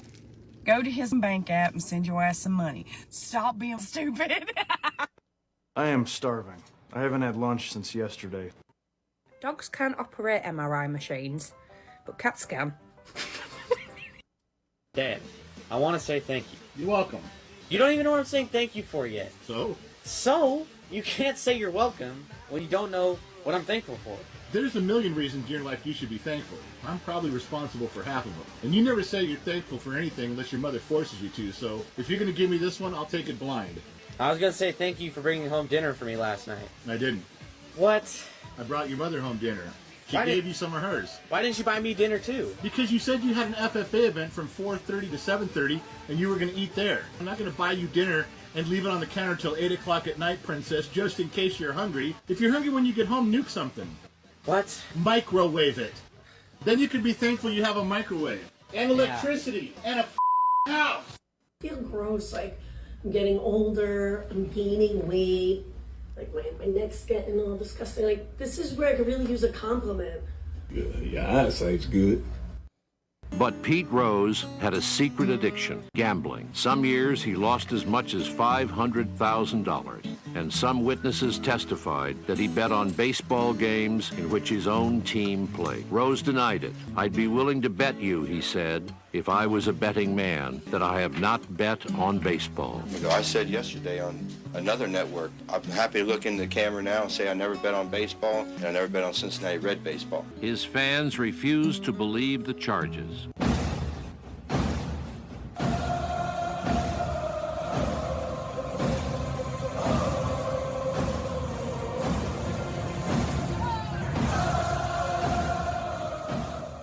Welcome back to Braves Country Baseball.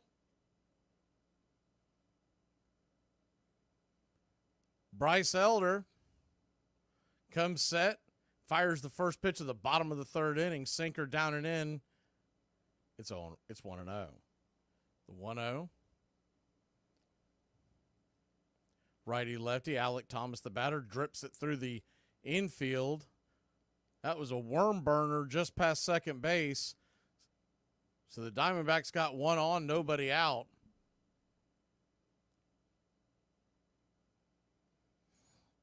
Hard hit ball. They were playing him to pull. Didn't quite have Orlando over quite far enough. Normally when they play these guys to pull like that in the infield, the shortstop, Arcia, is normally just basically where that ball was hit. A little surprised he wasn't over as far as he was. First pitch on the way to Perdomo, batting .271, is right there at the knees for a strike. It's 0-1. The 0-1.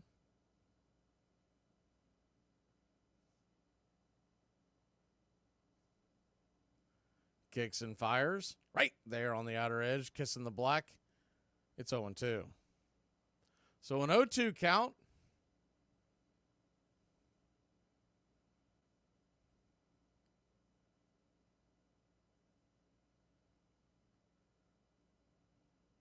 They're going to flip it over to first to keep the runner close by. Alec Thomas has some wheels. The center fielder Will Gove given an opportunity. Diamondbacks have already stolen one base tonight. He was stranded at third last inning. The 0-2. Swing and a miss. Chase that slider down and in. One away. Good pitch.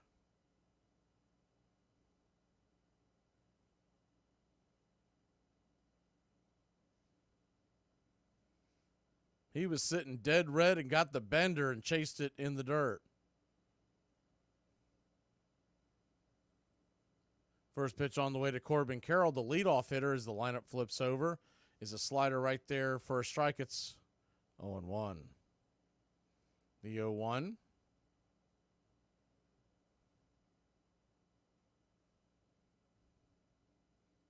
Swing and a miss. Slider in the dirt. 0-2. Chase that one that went in the dirt. So an 0-2 count. Braves 1, Snakes nothing. Bottom of the third inning, the 0-2. Swung on, chopped over towards first. Olson's got it, fires it to second. No chance to get Carroll. He'll scoot on down to first and replace Thomas to away. So though you get him, you still have speed on the base paths. And with 2 outs, you got to be mindful that he could be taking off. Good play by Olson, getting the lead runner.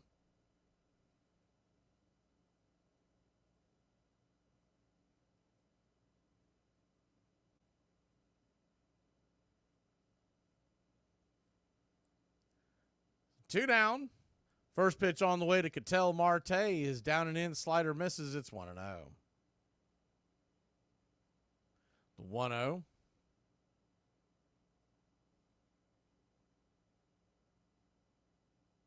Righty lefty pitch down and away, misses. Ball 2-2. Jock Peterson stands on deck. Last thing you want to do is put 2 on for him. He's been pretty much in a platoon role, but against righties, he's hitting darn good baseball this year. The 2-0 pitch swung on, chopped over to second. Ozzy's got it, and that'll get us out of the inning. 4-3 put out. So they put 1 on, but they can't get him over. We'll be back. In a flash, Braves grab the sticks. Hey, to all the people out there leaving posters for their lost cats, cats don't get lost. Your cat left you. Here's to you, Mr. Robinson, Frank Robinson, one of the most underrated players of all time. When he retired in 1976, he ranked 4th on the all-time home run list behind only Hank Aaron, Babe Ruth, and Willie Mays. He won the American League. Other players have accomplished this feat. Despite pitching dominating the 60s, he led the league in OPS plus 4 times during that time frame. In 1966, his OPS plus would reach 198, telling you he was twice as productive as the average player during that time. Some players said he was as likely to barrel into second base to break up a double play as he was to hit a home run. On the biggest stage, he thrived, hitting 10 home runs and slugging .532 in just 35 games. He was also named the 1966 World Series MVP. Over his 21-year career, he won Rookie of the Year, 2 MVP awards, 1 Triple Crown, and a Gold Glove, to go along with his World Series and All-Star Game MVP awards and his Manager of the Year award in 1989. Simply put, he could do it all. My period, I have a headache. You don't have your period. You know if I got my period or not. Oh, wow, you definitely have it. That's the attitude that Dad talks about. Fooled me completely. I saw everything that was good in him. He was wonderful with common people. He knew the first names of the people who rolled out the tarp. He knew little things about little people that an arrogant man shouldn't know and couldn't know in a way. On the other hand, he had at least 3 major flaws. He was an addictive gambler, he was an addictive womanizer, and he was absolutely a compulsive perfectionist about work. And all those things got him in trouble. In that sense, he is a tragic character in that he's a man who has a lot of good parts to him, but 1 or 2 or 3 bad areas of his life just ruined him. Braves Country Radio, your home for the classic call of Braves Country Baseball. Welcome back to Braves Country. See Marguerite asking about Acuna and his ACL tear. First pitch on the way, knuckle curve in the dirt. It's 1-0. In a perfect world, Acuna will be back by opening day. But I think if he is, it'll be at a very limited role. The 1-0. Swing! Pops it up high. Underneath it. Drives it into center. Making the catch is Corbin Carroll. 1 away.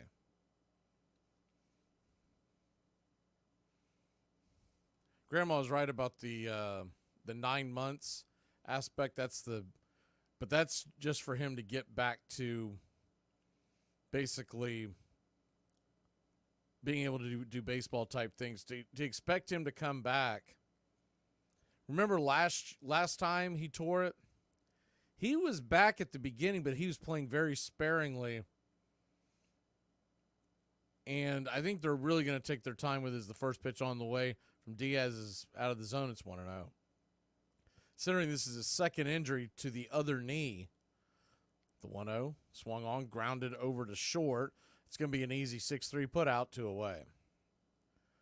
So with all that being said, my guess would be they, in a different world, you would actually have him playing DH. The problem is you can't put Marcell Ozuna out there in outfield to cover for Acuna. I mean, unless you're just a gambling man. So I would say they're going to take their time with them. I think it's more realistic he's back, I don't know, May of next year at full capacity. First pitch on the way to Duvall is swung on, and that ball's hit hard on the ground, but right at the third baseman.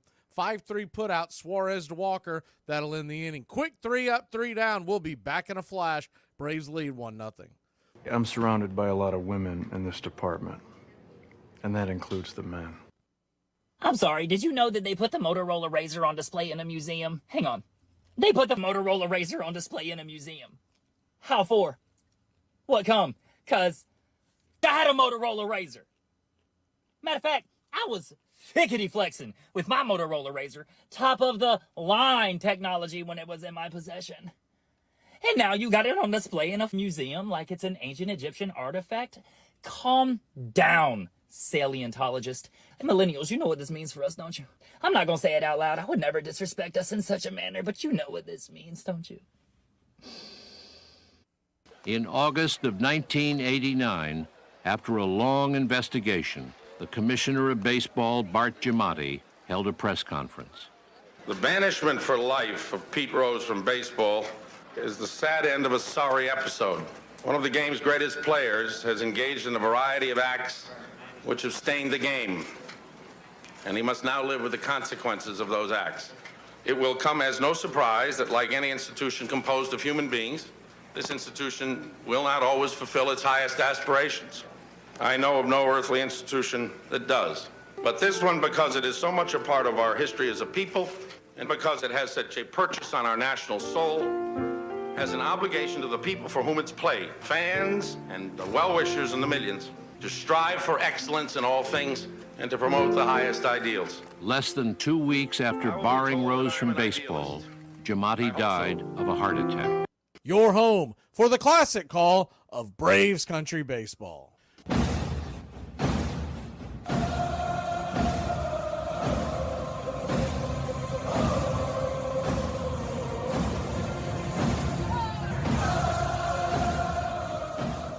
Welcome back to Braves Country Baseball. First pitch from Elder is a strike right there at the knees.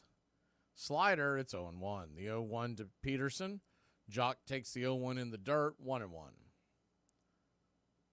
Real quick on the out-of-town scoreboard, not a whole lot of games on a slow Monday as the 1-1 swung on, hit hard on the ground, but right at Olsen. He will step on the bag, 1 away. It's been busy over there today. Your out-of-town scoreboard looks like this. The Twinkies leading the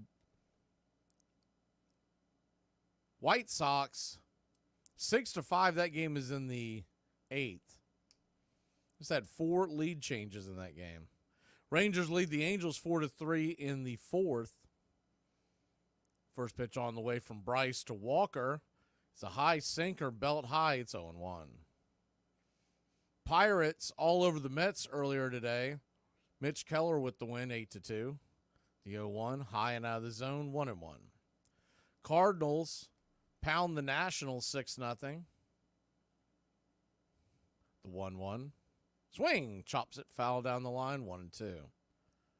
Tigers 1-0 over the Guardians. That was expected to be a high-scoring game. It wasn't a great pitching matchup. There you go. And the Reds at home shut out the Rockies 6-0. Abbott with his 9th win of the year. The 1-2. Swing. Pops it up. High in the sky. Drifting back. Making the catch is Ozzie Albies for out number 2. That ball just hung up there.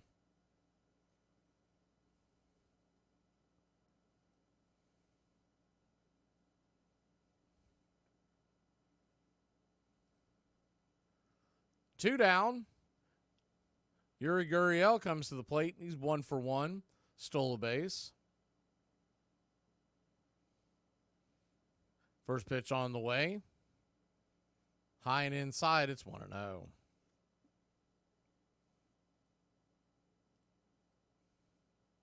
The 1-0. Kicks and fires. Swing and a miss. 1-1. So 1-1 count. Braves 1, Arizona nothing. Bottom of the 4th inning. The 1-1. Slider just missed below the knees. Would have loved that call, but it did look a touch low. Ball 2, 2-1. The 2-1. Swing. Lifts into center field, but going back, taking a couple of steps, making the catch is Kid Kelnick, and that'll end the inning. 3 up, 3 down. We'll take that all day long. We come back. Eddie Rosario goes back to the plate. All right, team. We're going to be reviewing the new client slide deck this afternoon. And get a haircut. At least someone noticed. Yeah, thanks. Brian, is that why I haven't been able to get a hold of you for like the last 3 hours? Ryan, did you get a haircut since our meeting this morning? Well, yeah, it was a little slow, and I got one after our morning meeting, so... Okay, you can't just get a haircut on company time. Okay, well, my hair grows on company time, so I don't know what, like... Are you joking, Brian? Are you guys joking? Y'all, I just completed a chore that I've been putting off for 6 months and only took me 15 minutes to do it. Libertarianism is all about individual liberty, and it should never be defined by the terms liberal or conservative. And communism is no good. That's right. Big swing and a miss. Yeah. And what's the word for when a few clerics are in charge? Religious oligarchy. Holy a man after my own heart. The matter of Mr. Rose is now closed. Let no one think that it did not hurt baseball. That hurt will pass, however, as the great glory of the game asserts itself and the resilient institution goes forward. If we think about the 80s, we will always remember 1989, which was a terrible year because it was the Pete Rose business hung over the sport all through the summer and came to a sad conclusion. Immediately afterwards, Bart Giamatti died, who would in a very short space of time had really become a significant figure in baseball and was admired and loved by everybody in the game to an extraordinary degree. And then we all went out to the World Series in San Francisco when the earthquake hit, which seemed to sum up the whole thing. It was the worst baseball year that I can remember. I don't know how this became a topic, but I'm loving this topic tonight. Talking about donut sticks, and Connor says making a chocolate cream cheese frosted cake.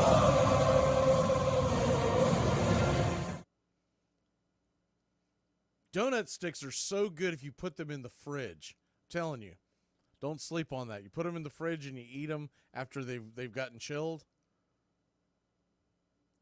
Eddie Rosario stands in.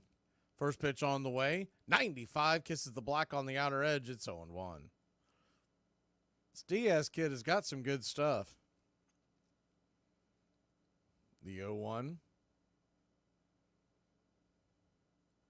Kicks and fires. Slider on the edge outside. 0-2. I caught it about the time that Charlie said my inner fat girl was like chocolate. Where I don't know where that started, but I was like, inner fat girl. I've got an outer fat guy. The 0-2. Down and in, 1-2. So a 1-2 count. All 5 games this week, weekday games, are all 9:40 first pitch, so at least that's somewhat easy to remember. The 1-2 to Eddie. Kicks and fires, swung on, hit hard on the ground, but right at the third baseman, Suarez, who was playing the shortstop position, as they had him on a shift. 5-3 put out, one away.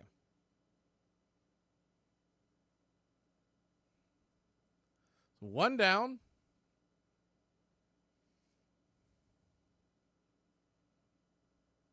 Sean Murphy comes to the plate. I was wondering who the first person would be to mention the whole Twinkies. That's what they used to call the Twins back in the 80s, and before that became some kind of an ugly term, I guess. The 0-1. Kicks and fires. Swing, pops it up. High in the sky. Center field making the catch. 2 away. Is that what started it? It was me saying Twinkies?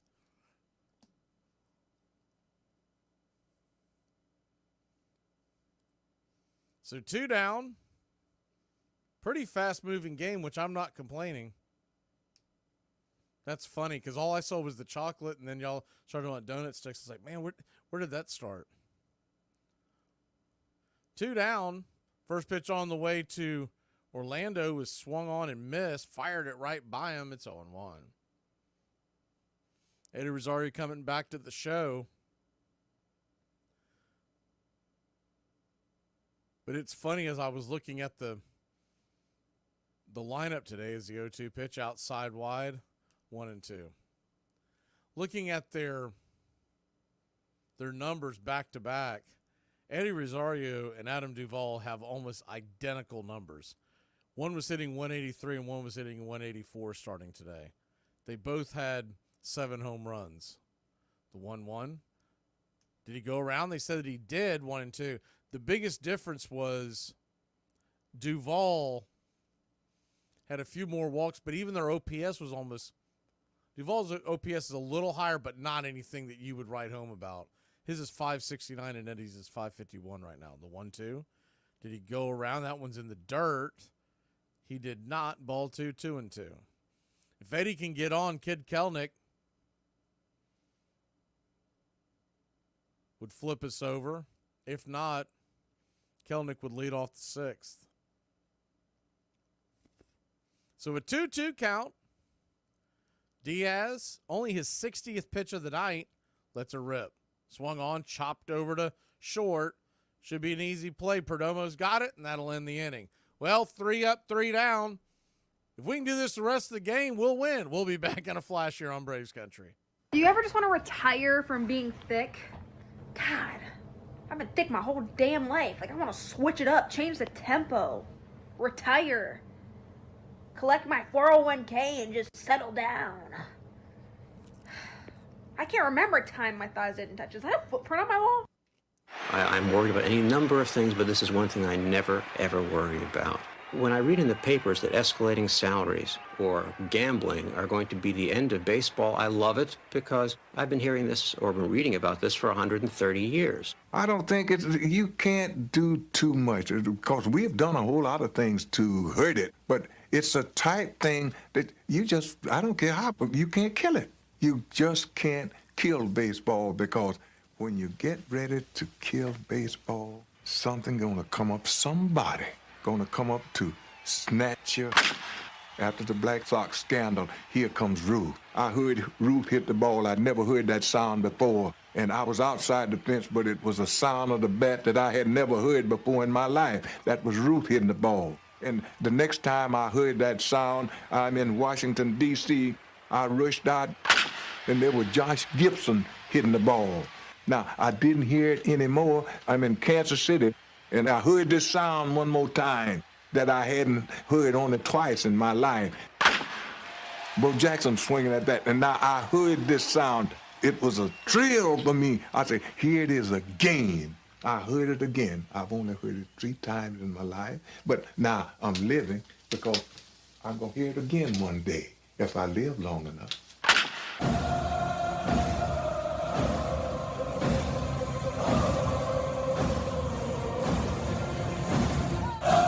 Welcome back to Braves Country Baseball. So if you're familiar with the terms, his first pitch on the way to Moreno is right there at the knees for a strike. It's 0-1.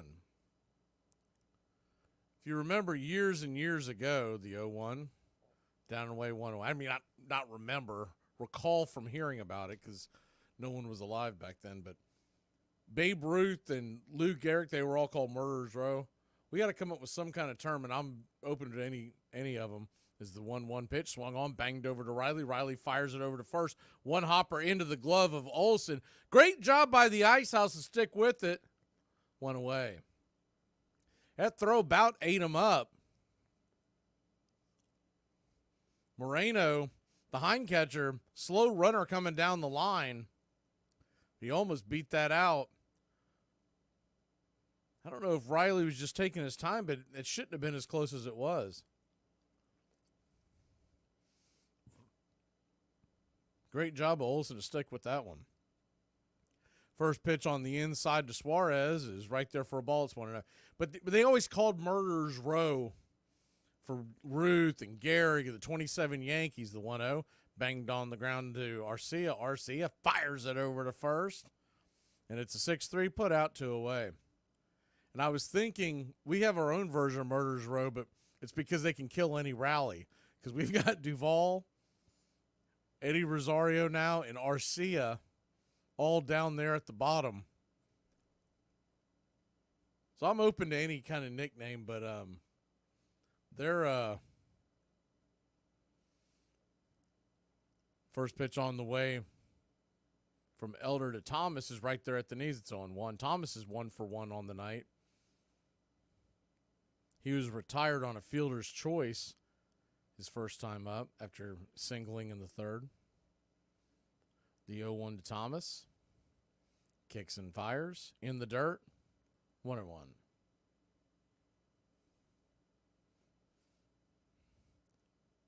1-1 count.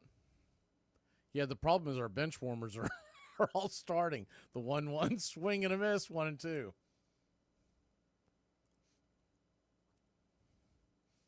But it's that impending doom when you look at the lineup and you're like, oh, man, we got something going. And then all of a sudden you see that come to the plate. But they really only need, like, add one very good bat, and it kind of it'll change the whole idea of how you set up that lineup. Is the 1-2 pitches in the dirt, ball 2, 2-2. 2-2 count. On deck is Perdomo, the number 9 hitter, the 2-2. Swung on, that ball's laced into right field. Making the running catch is Adam Duvall, and that'll end the inning. 3 up, 3 down. Hey, Bryce has got 5 scoreless. How about that? We'll be back in a flash. Y'all, I can't believe my mama used to drop me off at the skating rink with no cash, no phone, and go home and wait for a collect call from, hey, mama, I'm ready. You can come and pick me up now. What's your biggest pet peeve that really isn't that serious, but it still annoys the hell out of you? I'll go first. I don't know why, but it really, really bugs me when someone takes their food out of the microwave before the time is up, and then they just leave the remaining time up there. Like, come on, dude. Reset the damn thing so I can see what time it is without having to glance at my phone. Hey, Jack.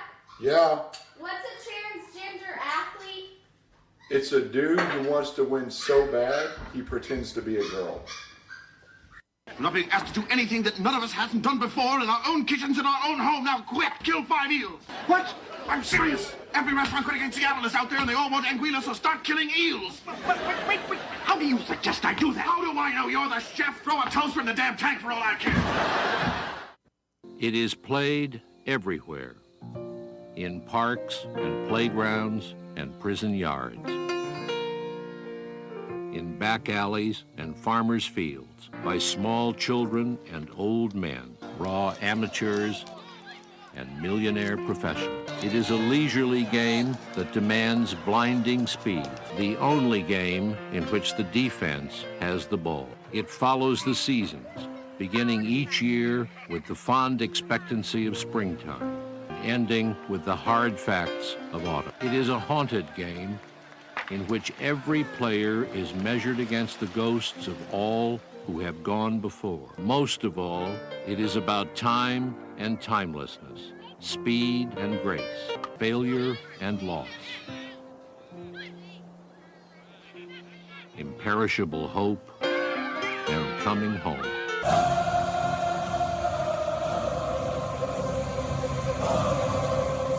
Welcome back to Braves Country Baseball. First pitch on the way to Kid Kelnick is rifled into right field. That's down for a base hit, and your Atlanta Braves got something cooking. Leadoff single by Kid Kelnick. Just plunked that into right field. Just over the glove of Marte. A smoke shot. Corbin Carroll. 1 on, nobody out.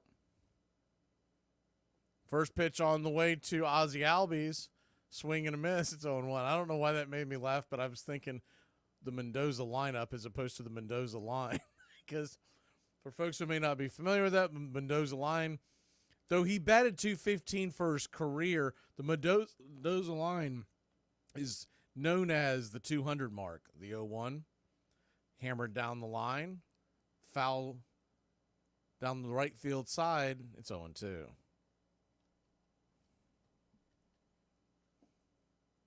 So an 0-2 count. It was named after Mario Mendoza, the 0-2, high and out of the zone.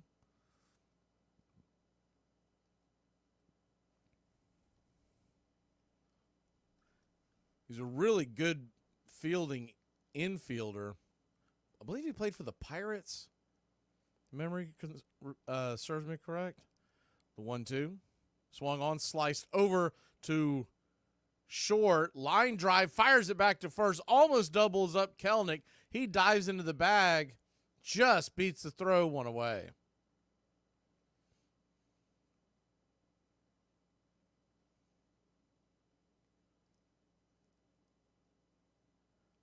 Is that where he played? I'm looking it up right now. Okay, he played for Pittsburgh and then finished up with Seattle and Texas. I always heard the stories of him being as a Pirate. But he finished with a lifetime batting average of .215. His first pitch on the way to Riley is outside wide for a ball. It's 1-0. But he infamously flirted with the 200 line his entire career, which is why the Mendoza line was named that after him. The 1-0. Outside wide. Throw is down the second base, down to second base. Kid Kelnick is under the throw as he took off, and he's got himself a stolen base. Not a great run, a great throw, excuse me, by Moreno. But it was a difficult ball to throw. They may be challenging this. Marte thinks that he tagged him on the way through, but it doesn't look like they're going to challenge, so here we go. Runner at second, 1 out. The 2-0 to Riley. Diaz, 68th pitch of the night. Outside wide. Slider on the outer edge, 2-1. The 2-1.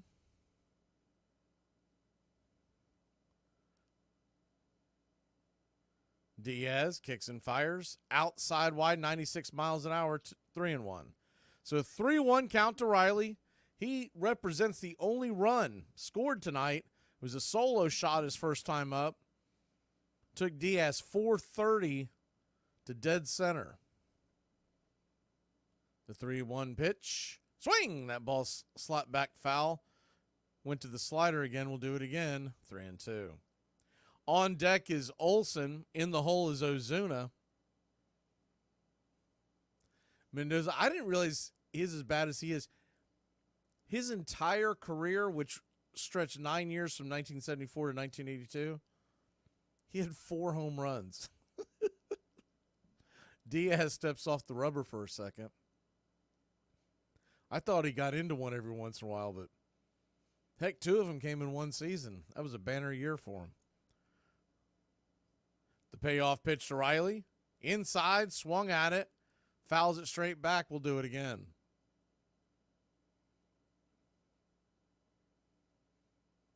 His lifetime OPS, you hear me talk about that all the time, was just .507. Now that is just awful. I guess that's the Mendoza OPS line is 500 because, man, that is brutal. The payoff pitch. Swing and a miss, strike 3. Chase that slider well off the plate, 2 away. 2 down. It's the 4th strikeout for Diaz.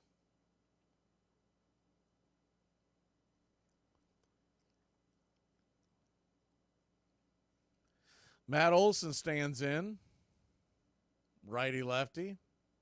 First pitch to Olson. High and out of the zone, 96. 1-0.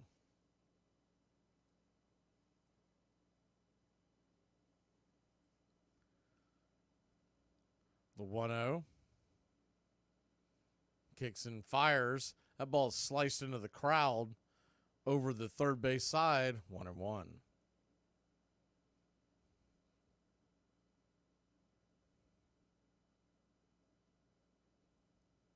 A 1-1 count.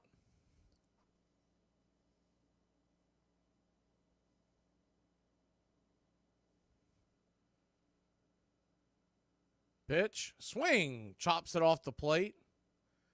1-2. Braves 1, Arizona 0. Top of the 6th inning. Still a long way to go in this one. Loving breathing room with a single here to drive home Kelnick. The 1-2 to Olson.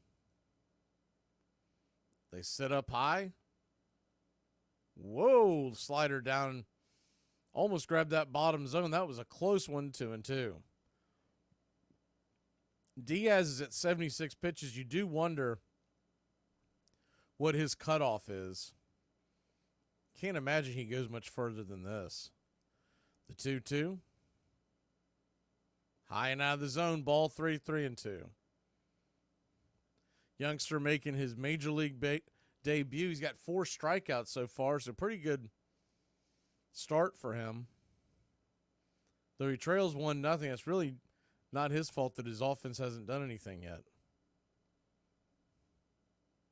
Electric fastball. Pretty good knuckle curve. The payoff pitch. Matt Olson. Runner at second. 2 outs. Here we go. High and out of the zone. Ball 4. The article I read this morning said that Diaz is expected to hang around for a little bit. They've had some injuries, other things pop up in their starting lineup. They believe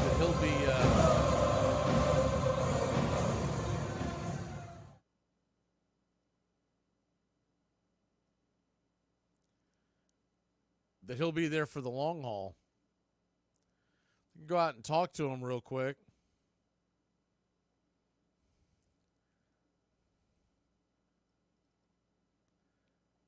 Arizona. We're sitting at 78 pitches for Diaz. That is not Lavulo, the manager. It is the pitching coach out there, Brent Strom.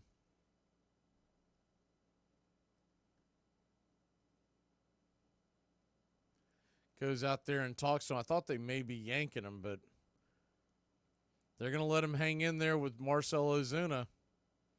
It's a bold strategy, Cotton. Let's see how it turns out.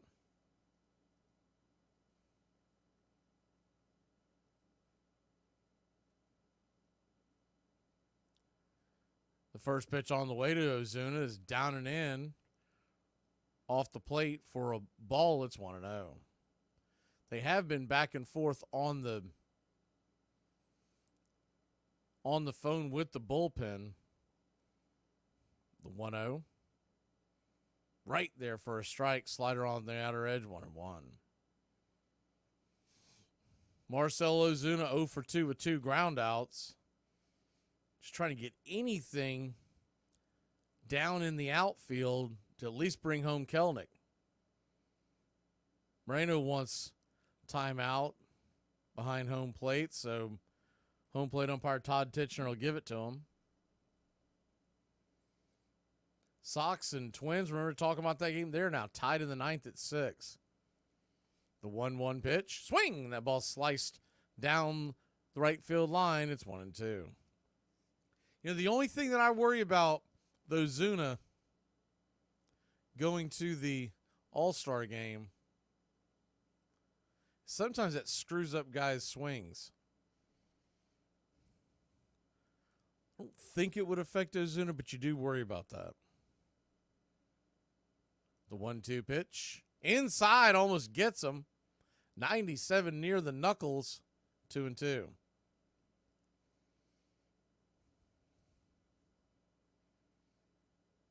He has not announced who's going to throw to him. He might take Aaron Bummer with him. The 2-2. Caught looking, strike 3. Ozuna, man, you got to swing at that. We'll be back in a flash. Slider grabbed the outer part of the zone. We'll be back. Braves lead at 1-0. Do not flirt with me because I will develop a crush on you, and that is a threat. What if I told you that Mark Fidrich wasn't the only bird flying around the baseball field in the late 1970s? Here is the short baseball career of Larry Bird. After leading the Sycamores basketball team to a 33-1 record, Larry was razzed by the head coach of the baseball team at that time about how often he was icing his body. The coach would even go as far as saying anybody could play basketball and that baseball was the harder of the two sports. This led to a dare Bird wouldn't turn down. Would he be able to play college baseball for Indiana State? With a non-conference doubleheader coming up against Kentucky Wesleyan, the time and the place were set. Wearing the number 24 instead of his legendary 33, he would take the field in the second game of a doubleheader. Bird would play first base, and while playing there, he made 9 putouts. His first at-bat ended with a strikeout and a trip back to the dugout. In his second at-bat, he would get his redemption when he drilled a single up the middle that plated 2 runs. After being told to take it easy in the field, he went after an infield pop-up between first base and home plate. Both Larry and the catcher would collide and remain down for several minutes. Bird would eventually get up. It was later confirmed he just got the wind knocked out of him. Not taking any more chances, he was taken out of the game. And just like that, the short baseball career of Larry Bird was over before it started. 2 months later, he would sign an NBA contract with the Boston Celtics, and the rest is history. The idea that home plate has a little roof. A little roof, it has a little roof. It's a little house. It brings us back to where we're safe and where we care and where we're cared about, where we're loved. Coming home on a baseball diamond's pretty darn dramatic. You feel immense relief to have gotten out of all those hazards out there. Between first and third is hazardous territory. And then third home is joy. You're out of trouble.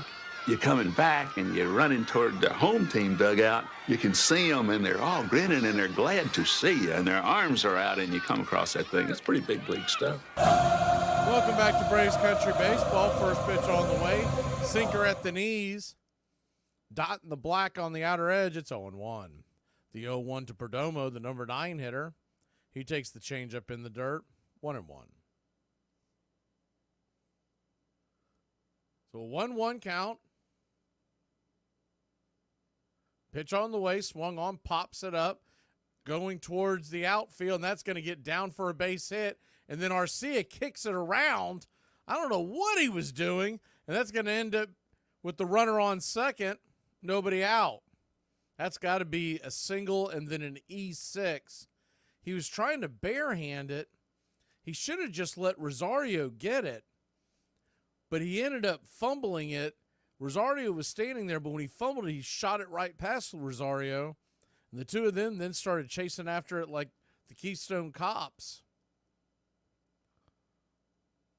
Good night, Irene. First pitch on the way to Corbin Carroll is chopped through the hole. Baltimore chopper scores the run, and we got a tie ball game. So a goofy play at short by Arcia. I don't know what he was doing with that. If he just grabs it with his glove, stops, the runner's never going to try to do anything there. That was smart hitting by Corbin Carroll. They had the shift on, and he just chopped it on the ground over there, knowing no one was going to be able to make any kind of a play on him. Best case scenario would have been an infield single, but instead it's an RBI single, and the first pitch on the way to Marte is outside wide for a ball. It's 1-0. The 1-0, righty-lefty.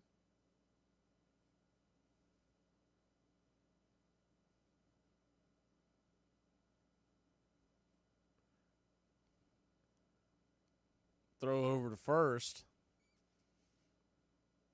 Oh, John says he bought some Corbins when he started to stink talking about Corbin Carroll cards. I thought you were talking about Patrick Corbin. I was like, man, that ship has sailed. The 1-0 pitch, right there at the knees. Good slider by Elder, 1-1. This is 2 starts in a row that Bryce Elder has come out here and pitched good baseball. No matter what happens in this game tonight, he pitched 6 scoreless his last time out, and here we're in the 5th inning. If it weren't for that goofy error, we'd probably still have a scoreless game.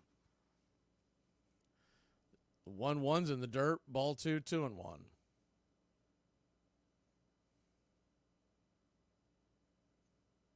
The 2-1 pitch. Runner goes. Carroll gets that steal with ease. He's down at second. 3-1. 3-1 count.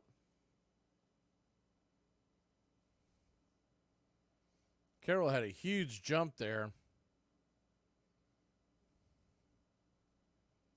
Arizona creating their own runs. That throw by Murphy was pretty good, everything considered. The 3-1 in the dirt, ball 4. So Marte will head down to first. Runners at first and second, nobody out.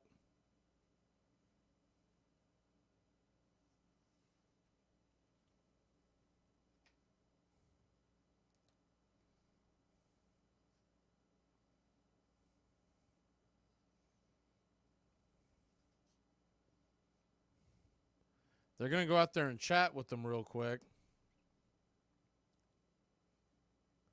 Rick Krantz is still away from the team. I don't know if he's not going to be back until after the All-Star break, maybe, because he did not. I don't think he made the trip.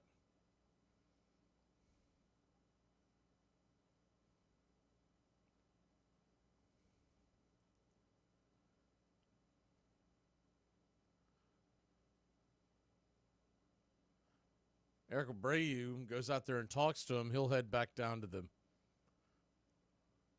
into the dugout.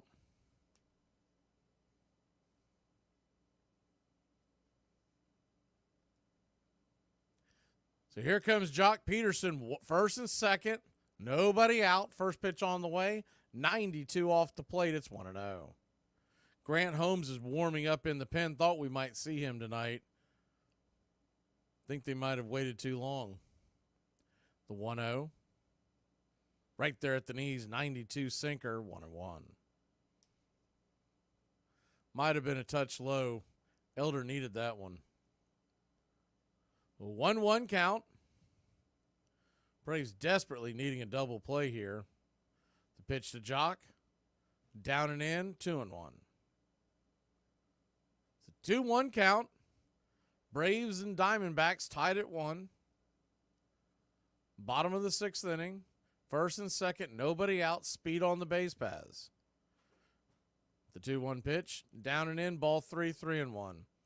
Elder seemed a little preoccupied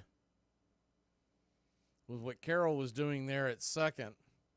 That may have affected his pitch. He did a double take a couple of times. Christian Walker, the cleanup hitter, standing on deck, so it's not going to get any easier. A 3-1 pitch to Jock Peterson. Tie ball game, the pitch. Down and away, ball 4. They dialed up a sinker as opposed to going after Jock, and now the bases are loaded and nobody out. And here comes Snicker finally.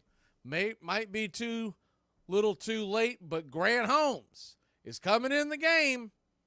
That's right, Kenny Powers coming out of the pen. So I was talking to this girl, and she was like, I like men and women, but for some reason I'm still single. And I was like, well, it looks like you're still by yourself. Hey, back in the day, we used to throw toilet paper all over people's houses for pranks. Now I'm just trying to figure out how to stretch out this last roll until payday. Milk is the fastest liquid on earth. It's pasteurized before we can even see it. Dan, what? I need your help. I've tried to handle this myself, but I have one teacher that is really intimidating and pushes me pretty hard about my belief. About what? About everything. He just starts an argument with me in class and tries to put me down about every topic. You know, last week he made me give a talk about the Bud Light news story in front of the class, and then he made fun of my opinions for it. So I have a meeting with him in his classroom today at lunch, It's like, I want to stand my ground, but he's getting louder and tougher now that I'm a senior and my year is coming to an end. It's like, I just don't know how to handle it, Dad. I'm really struggling.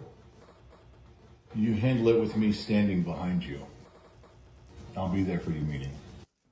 It's passed along from parents to children.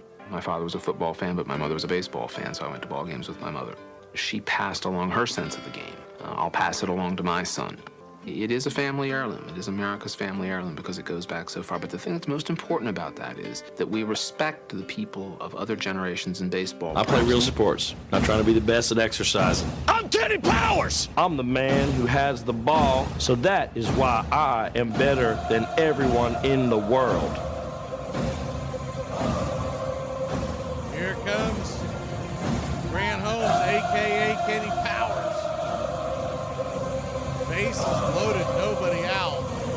Trying to stop the bleeding here. Not really expecting him to pull off a miracle, but to just keep it where it's a reasonable chance to catch him.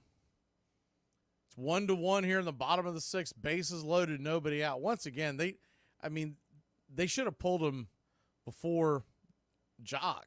First pitch on the way to Walker is outside wide for a ball. It's 1-0.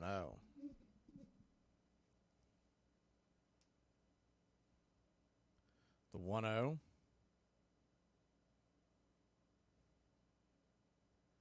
Kicks and fires. Down and away, 2-0. So a 2-0 count.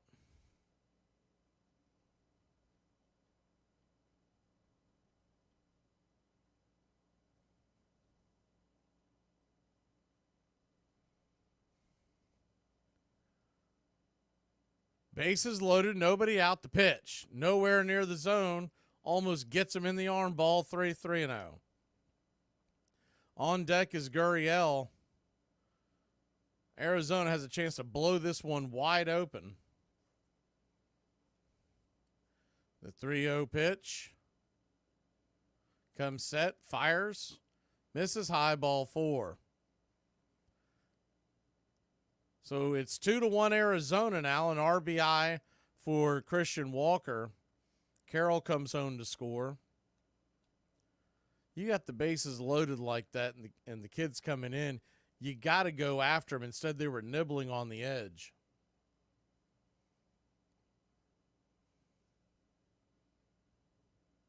Bases loaded, nobody out. First pitch on the way to Gurriel. Swing! Fouls it straight back.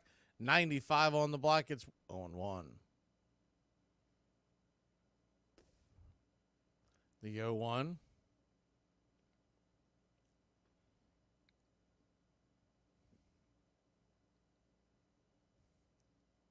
Pitch high and inside. Did that get him? Man, that was close. Spun him around. 96. Little chin music there. 1-1. Man, that was close. 1-1 count. Righty. Pitch on the way. Swing and a miss. 1-2.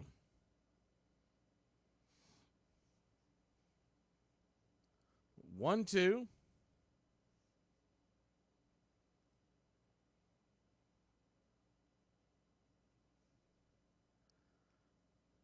Could use a big strikeout here. Or a comebacker to the mound to pull a quick double. The 1-2 pitch. Swung on, lifted high, into center field, drifting back. Making the catch is Kelnick. He'll fire it into the infield. And Arizona leads it 3-1, but there is one down now. One down.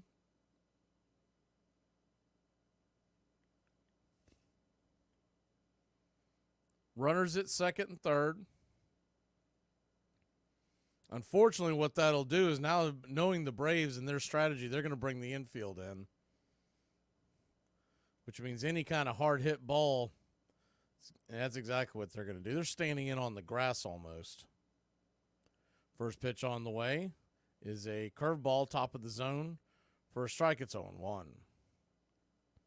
So anything hit hard on the ground in the infield, it's It's got to be an atom ball or it's going to be 2 runs. The 0-1. Righty. Swing. Slices it into foul territory down the first base line. Making a sliding catch is Olsen. And Olsen fires it into the home plate. Oh, my God, what a play. Holy cow. He made a sliding over-the-head catch, Willie Mays style, from his knees. Fired the ball to home plate, and Jock Peterson had to slam on the brakes. If he would have kept going, it would have been close, but I'm pretty sure he would have been dead meat. That was an unbelievable athletic play by Olsen. First pitch on the way is a check swing over the top curveball. To Suarez, it's on 1. Wow. He gets some guff sometimes when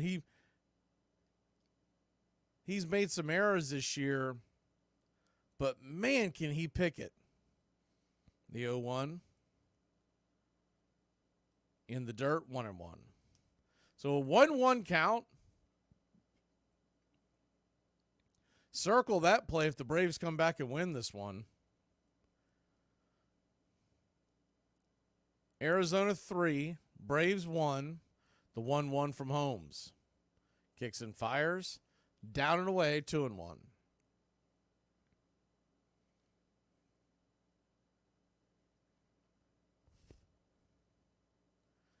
Runners at second and third, 2 outs. The infield is now back. The 2-1 from Holmes.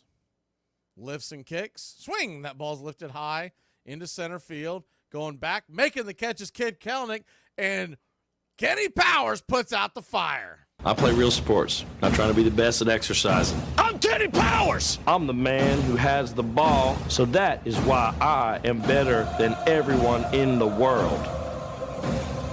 Today is the day. We're going to be a little less of a bitch. We're going to be a little more cool-headed. We're going to be a little more mild-mannered. I mean, probably not, but, we can be hopeful. People I know are starting to follow me.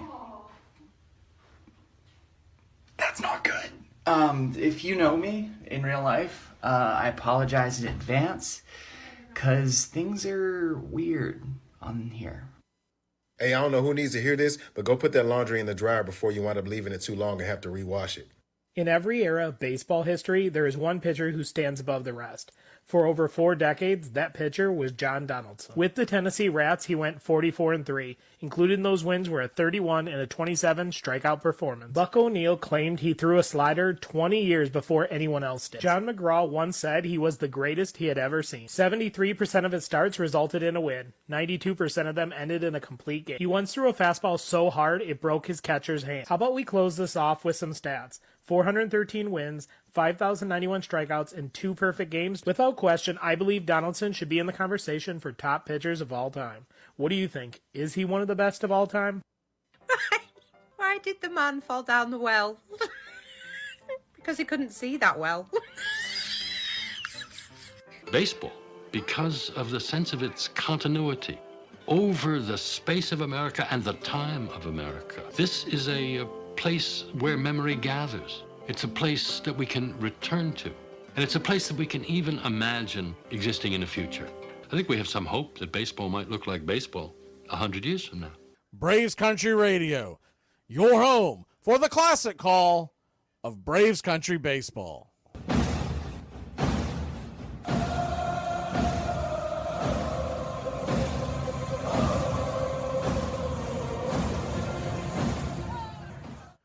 Welcome back to Braves Country Baseball. Every day, baseball shows us something we have never seen before. Tonight, it was Matt Olson's turn. First pitch on the way, Adam Duvall, the slider out there on the edge. For a ball, it's 1-0. Ginkel is in, Kevin Ginkel, the right-hander. The 1-0. Outside wide ball 2-0.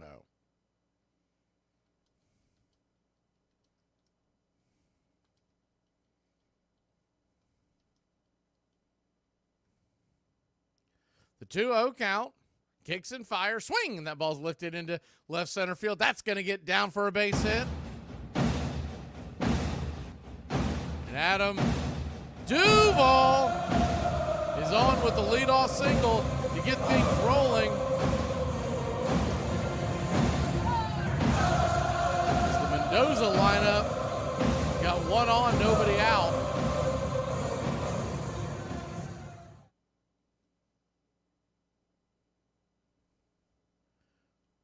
First pitch on the way to Eddie Rosario, righty-lefty matchup. Ginkel comes set the pitch. High and inside, 96. He wants to argue with the umpire, but that's right there for a strike. If Eddie thinks that was too far inside, he may need to back up because that was right there. The 0-1. He is hanging out over the plate. The pitch. I don't even know what that was. Swing and a miss at a slider in the dirt, 0-2. Do not miss these at-bats by Eddie. Sometimes it seems like he just kind of mails them in. Gets frustrated, starts swatting at things. The 0-2 to Eddie. Runner at first, nobody out, the pitch. Swing and a miss, strike 3. Good night, Irene. Eddie Rosario swung at a pitch up around his eyeballs. One away. Yeah, that was eye high.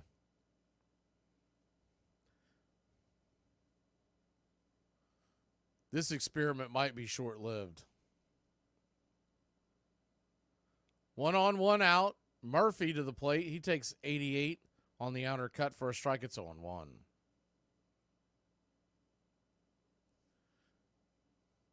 The 0-1.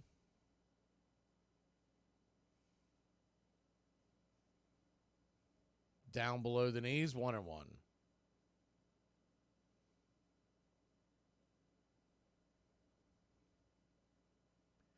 1-1 count, runner at first, 1 out. Pitch on the way. Swing, swats it back, foul. 1-2.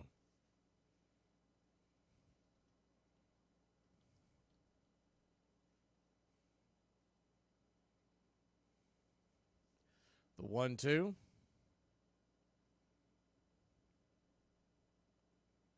Ginkel comes set.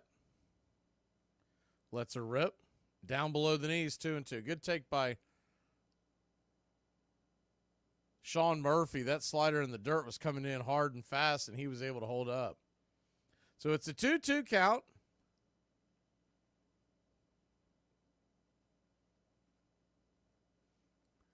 Standing on deck is Arcia. The pitch. Caught looking, strike 3. Good Lord. 2 away. He just sat there and watched 97 come right down the pipe, shoved it right down his throat, and he'll go grab a seat. 2 strikes, you absolutely have to swing at that. Whether you think that was a strike or not, it was definitely in the zone. But if you think it was not a strike, you still got to swing. First pitch on the way to Orlando, 96, touching the outer edge. It's 0-1.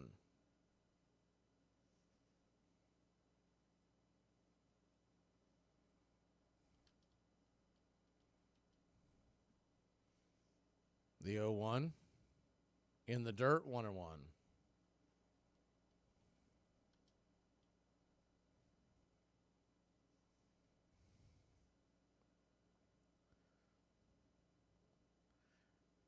Braves 1, Arizona 3.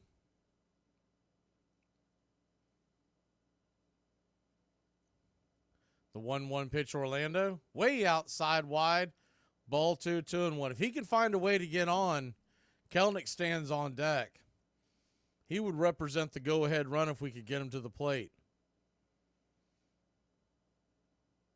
The 2-1 to Orlando. Swing, chops it over to third. Another giveaway at bat, and that'll end the inning. So Duvall finds a way to get on, but Mendoza's line up gives it away. We'll be back in a flash. Well, what are y'all doing? Screwing? I don't play that. I was just mad. You know I ain't mean it. Because why would you put my dog up for adoption, Tawanda? You had to mean that. An hour ago, my granny was a bald head. But now you want to go get seafood. Girl, you. Because my granny got a full head of hair. You. If you mad, throw a shoe.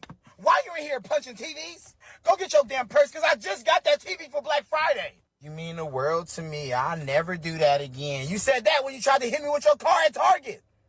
You're out of control. We're here at spring training. Let's check in on Anthony Rendon real quick. That's never been a top priority for me. This is a job.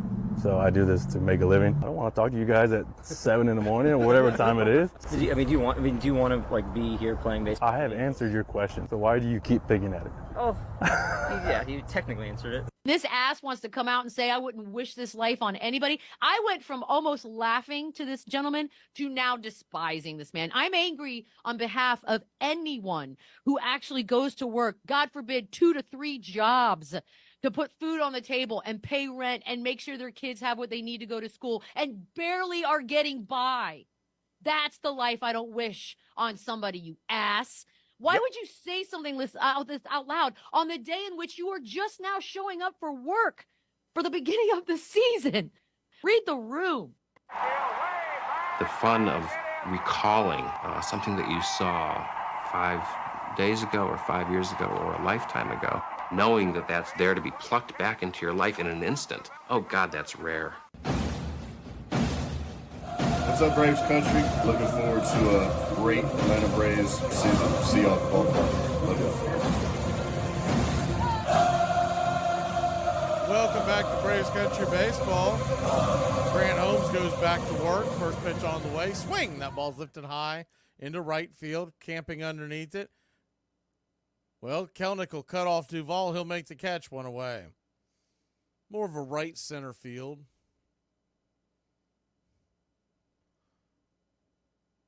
One down.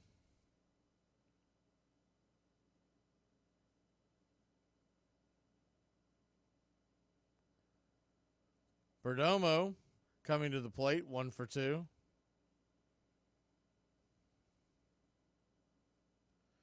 Pitch on the way, right down the pipe for a strike. It's 0-1.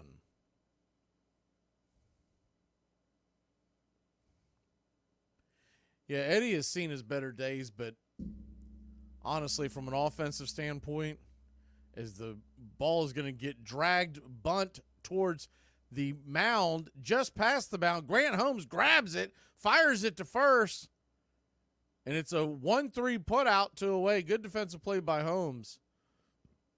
Came off the mound, jumped on it like a cat, and flipped it over to Olsen, who was covering the bag. Not a terrible idea by Perdomo. If he could get it past Holmes, it would have been a base hit. First pitch on the way to the top of the order. Again we go. Corbin Carroll takes a pitch for a ball. It's 1-0.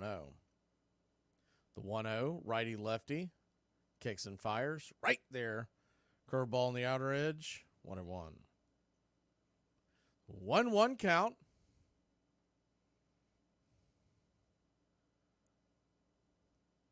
Grant Holmes comes set, lets her rip. Curveball in the dirt. Did he go around? He did not. Third base umpire Manny Gonzalez said he held up. JP Martinez was DFA'd today. The 2-1 pitch. Swing. That ball's lifted into right field. Coming in, making the running catch is Adam Duvall, and that'll end the inning. 3 up, 3 down. We'll be back in a flash here on Braves Country. I don't get offended when people tell me that I look tired. I am tired, and God forbid I look like what I am. Maybe then someone will look at me across the room and go, should I bother her with my useless bullshit today? Maybe not. She looks a little bit tired. And then we'll all live happily ever after, because on that day, I was left alone. Y'all, my 6th grade teacher used to tell me if I didn't do well in school, I would wind up working on the back of a garbage truck. Little does she know the garbage man actually makes more money than she does. What did the buffalo say to his son when he left for college? Bison. Hey, Braves Country, this is Mac Magee with Braves Country Radio. We are bringing you pitch by pitch, play-by-play of your Atlanta Braves all year long. Please like and subscribe today. It's free, and it helps us bring you more of the game we all love. Braves Country Radio, your home for the classic call of Braves Country Baseball.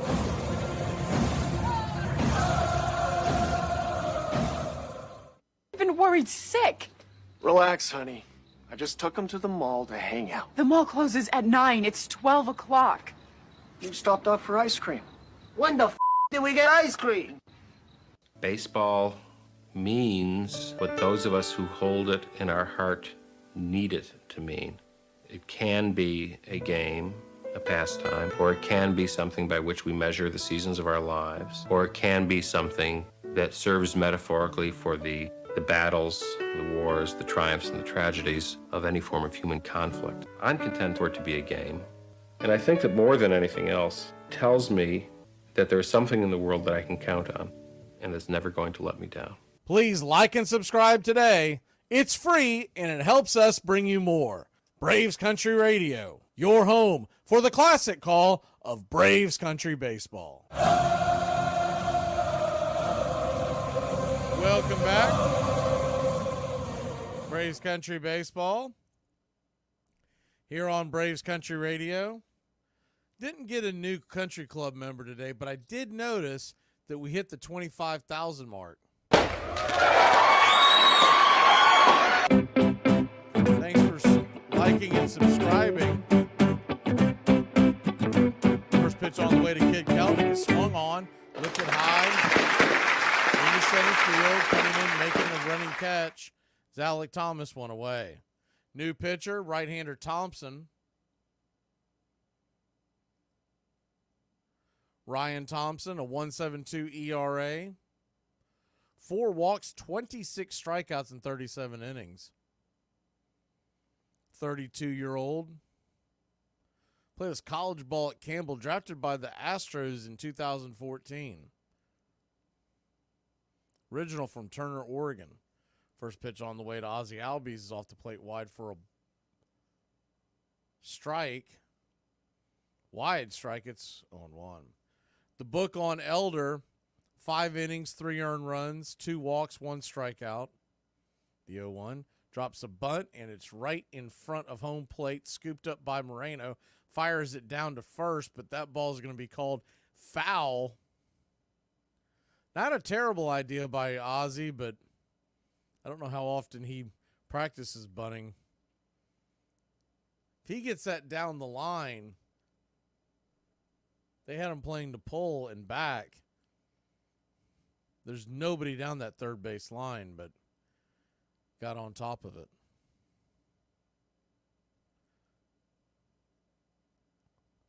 So an 0-2 count to Ozzie. Standing on deck is Riley. He's accounted for the only run for the Braves. The 0-2. Kicks and fires. High and inside, 1-2.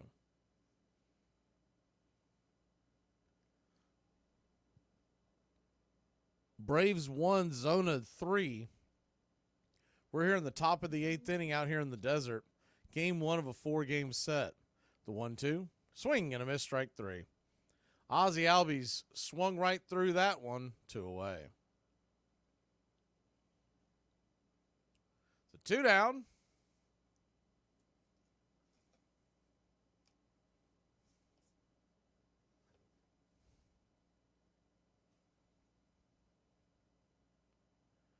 Austin Riley,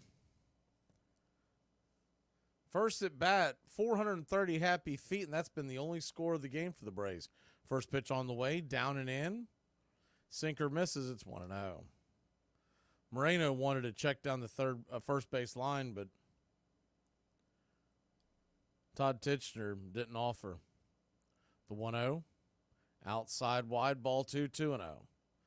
Standing on deck representing the tying run is Matt Olson. So bloop and a blast will tie this one. The 2-0. Inside ball 3, 3-0. 3-0 count. Olson on deck. Ozuna in the hole. The 3-0 to Riley. Outside wide, ball 4. He paused for a second, thought it might get rang up for a strike, but home plate umpire Todd Titchener said it missed. And it's a 4-pitch walk.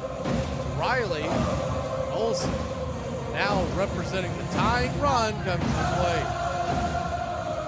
Ozuna representing the go-ahead run moves to the on-deck circle.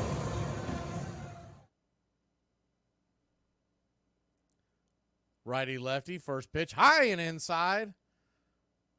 Four-seam fastball, 1-0.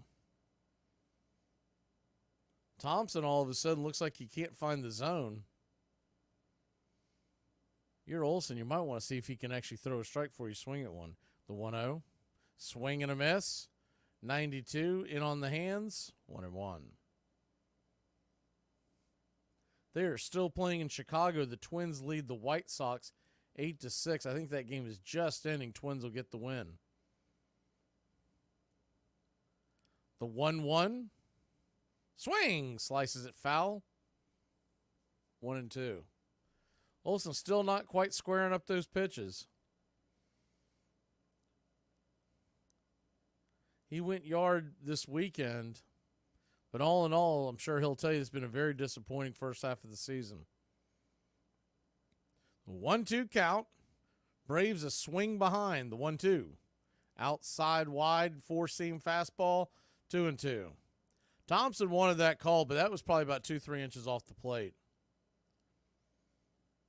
The deuce is wild here in the top of the eighth. Braves trail by 2. 2 outs, a 2-2 count. The pitch. Swing. Pops it back, foul behind home plate. We'll do it again.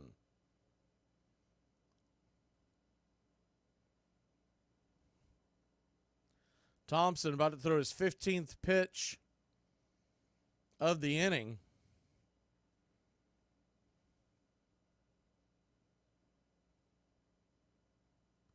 The 2-2. Kicks and fires. Swing and a miss, strike 3.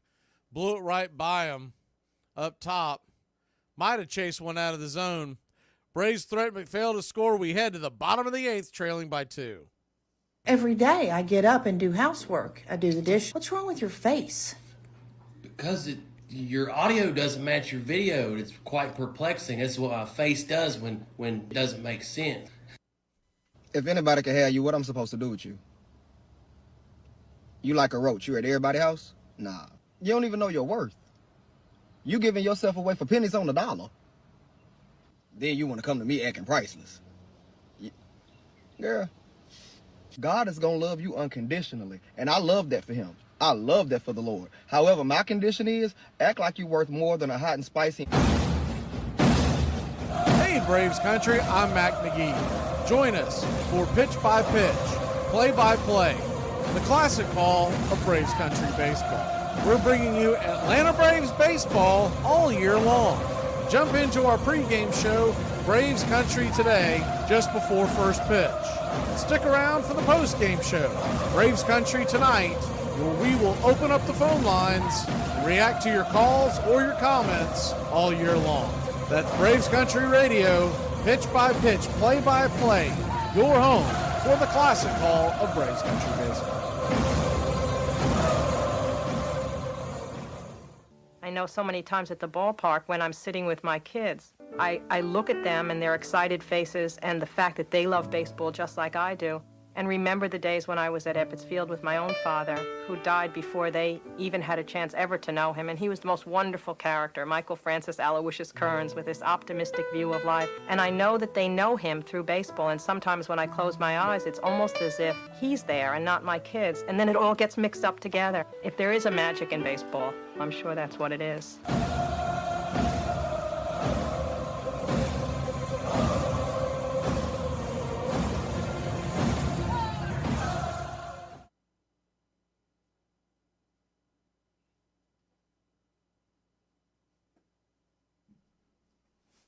Welcome back to Braves Country Baseball. First pitch from Grant Holmes was grounded foul in between home and first, It's 0-1. The 0-1 swung on, roasted to the right-hand side of the infield. Backstabbed by Ozzie. Jumps to his feet, flips over to first. Nifty 4-3 put out, one away. Telling you, the Braves beat writers, they always beat the hell out of Ozzie about his inability to play second base. I don't see it. I think he's always been, I don't know if he's Gold Glove, but he's not terrible at second. He's pretty good over there, and he's one of the best I've ever seen at catching balls while he's running with his back to home plate. Is the first pitch on the way to Jock Peterson. Line shot to Matt Olson. He'll flash the leveler. L3 your scorecard, 2 down. But back to the Ozzie thing, I mean, they will just trash him and act like he's just this below average second baseman. He plays a pretty solid second base over there. I'm not saying he's Roberto Alomar, but he also won't spit on an umpire either, so there you go. First pitch on the way from Holmes to Walker is up top. Did he go around? He did not. It's 1-0. Nothing else. Holmes has come out here and given you 2 2/3, hopefully 3 innings. Saved the bullpen in a game where we trail 3-1. The 1-0. 95. High and inside. 1-1. So 1-1 count. Chris Sale will be on the mound tomorrow. Folks might have missed what happened. They just pushed him back a day. There was no injury or anything like that. They're trying to get to the All-Star break. The 1-1.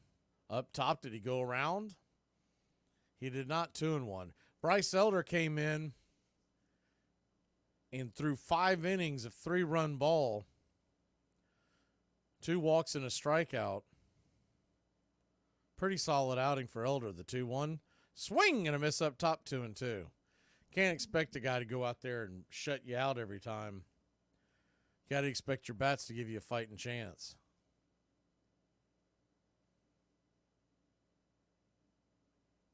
The 2-2. Swing, and that ball's belted down the line. We'll do it again.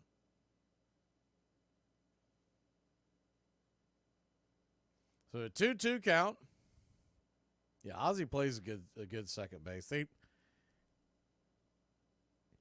He'll cough one up every once in a while, but everybody does that. But he's the best I've ever seen with his back turned to the plate, running to the outfield, making over-the-head catches. The 2-2 swung on, belted high and deep, but it's the deepest part of the park. That's going to die well before the 4:07 mark, and that'll end the inning.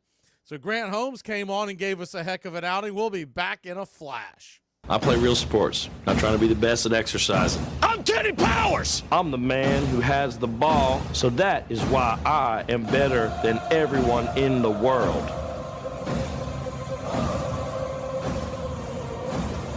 Call a business owned by a broad and ask to speak to the man in charge. Be a man. There was 1,000 Brits and 1,000 Americans. Who do you think would win in a fight? I can't believe I'm about to say this as a Brit, but I've got to be honest. The question there was who would win in a fight between America and the UK. Yeah, the UK doesn't stand a chance. I'm a Brit in America. I have been around Americans. I've spent many months in America, right? What are we going to do with our little butter knives? Nothing. The Americans would simply look at the Brits and say, let's go. Yeah, the Brits would turn up with their marmalade sandwiches, Paddington Bear, and their butter knives. What are the Brits going to do? This fight has already happened between the Brits and America. Yeah. And they won with farmers and pitchforks. What makes you think us Brits, yeah, tally-ho, are going to turn up and win? I'm sorry, it hurts me to say it as a Brit, but I've been around Americans. I understand how Americans are, yeah? It ain't happening. It's game over for the Brits, mate. It's done. See you later, King Charles. See you later, pal. It crashed into the top of the tower. I woke up the morning of September 11th. I had an appearance in Manhattan, waiting for a car service to pick me up. My phone rings. It's the car service saying, you still going? I said, yeah, why? I hadn't turned the TV on.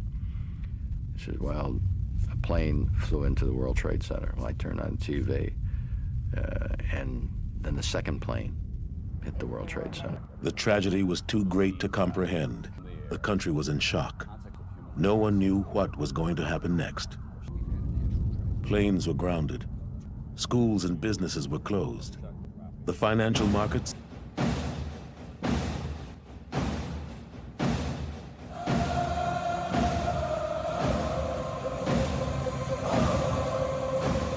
It's now or never.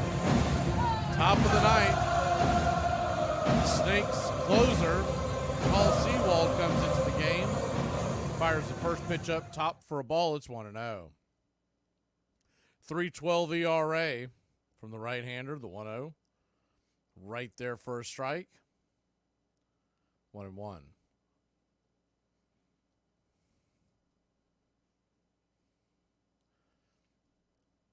Ozuna 0 for 3 on the night. The 1-1 pitch. Swing and a miss. 91 right by him. 1-2. 1-2 count. Paul Sewald will throw a four-seamer. The tops out around 91. A sweeper, a change. Those are his 3 pitches. The 1-2.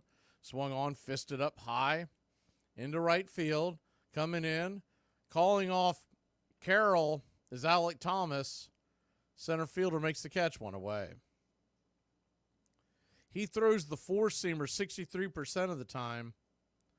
The sweeper 35% of the time, and the changeup just 2%. So he's pretty much a four-seamer sweeper is what you're looking at. You're going up there looking for the four-seamer and adjusting to the sweeper. The sweeper comes in around 82. First pitch on the way to Adam Duvall is down and away for a ball. It's 1-0. The 1-0. Kicks and fires right there at the knees. 1-1. They put sweeper on the screen there, but that was actually his changeup. 1-1 count. Swing, fouls it straight back. 1-1. It's not very often you see a closer, and a good closer, for a contender that tops out at 91 miles an hour. And only 2 pitches like that. It's a rarity, but he gets it done. The 1-2. Inside. Swung at that one. Pops it up. Behind home plate. It'll just get into the crowd. Thankfully, we'll do it again. It does seem like his four-seamer's got a little movement on it, almost like two-seam cutting movement. So I don't know if that's always a four-seamer he's throwing, because that one that he just threw cut in on the hands like a two-seamer does.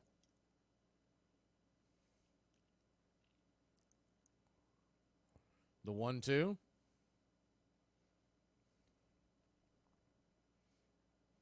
Righty. Pitch on the way from Sewald. Swing. Chops it down the line. We'll do it again.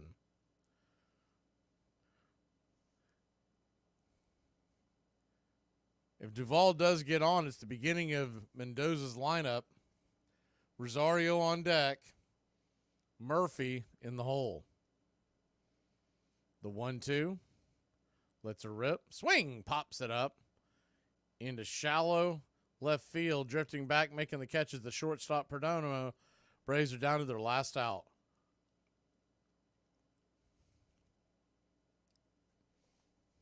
Eddie Rosario will come to the plate.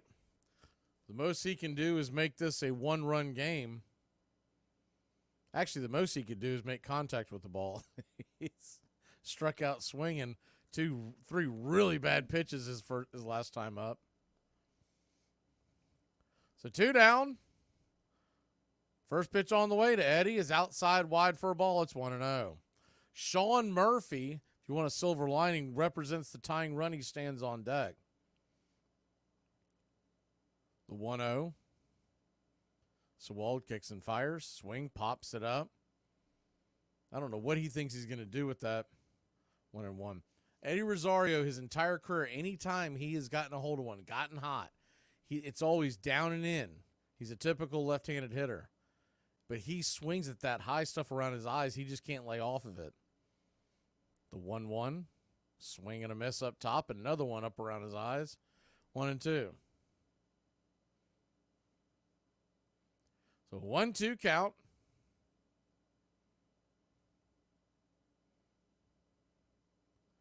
Righty, lefty. Pitch on the way. Swung on. That ball is swatted into right field. That was up around his eyes, but hey, he got it through the hole, so how about that?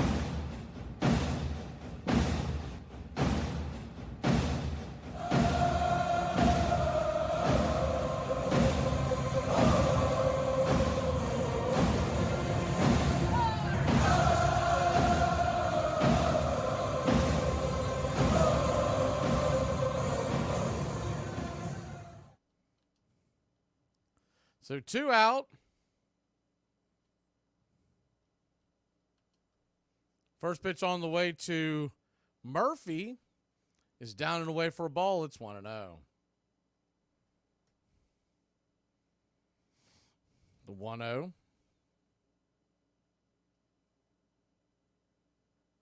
Righty. Pitch. Right there for a strike. 4-seam fastball. 1-1. Eddie Rosario takes second. That'll be defensive indifference. He won't get credit for his stolen base. But it was a smart baseball move to go ahead and grab it because you eliminate the force if that comes into play. The 1-1 to Murph. Comes set, kicks, fires, swing. That ball's lifted high and deep. Going back on the track. Zip, boom, bam, it's gone. Ram-a-lamma ding dong. A very Smurfy hit indeed.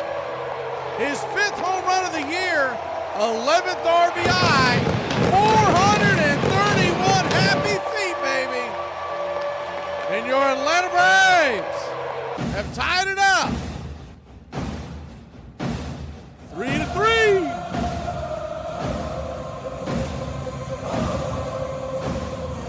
We got a brand new ball game in the desert. Holy cow.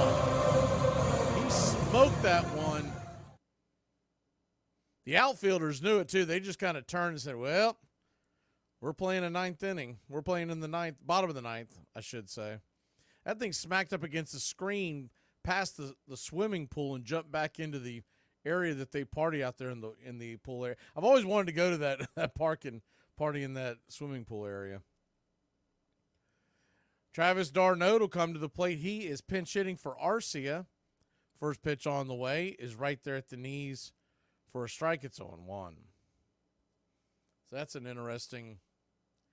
If he were to get on, you would then assume that Zach Short would run for him and take over at short.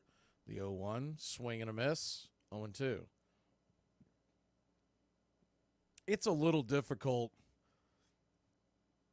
to ask d'Arnaud to come off the bench cold like this and to produce, but I think it is good for him to do this regularly because this is what we'll need in the postseason. The 0-2, man, they almost got that. Somehow he took it. Somehow we got the call. It's 1-2. So a 1-2 count. Righty, 2 outs. The Braves have just tied it up. The pitch on the way. Swing. That ball's lifted down the right field line. Foul and out of play. We'll do it again. Be kind of cool if the Braves could get a run here and then slam the door in the 9th because Grant Holmes would be in line for the win. The 1-2.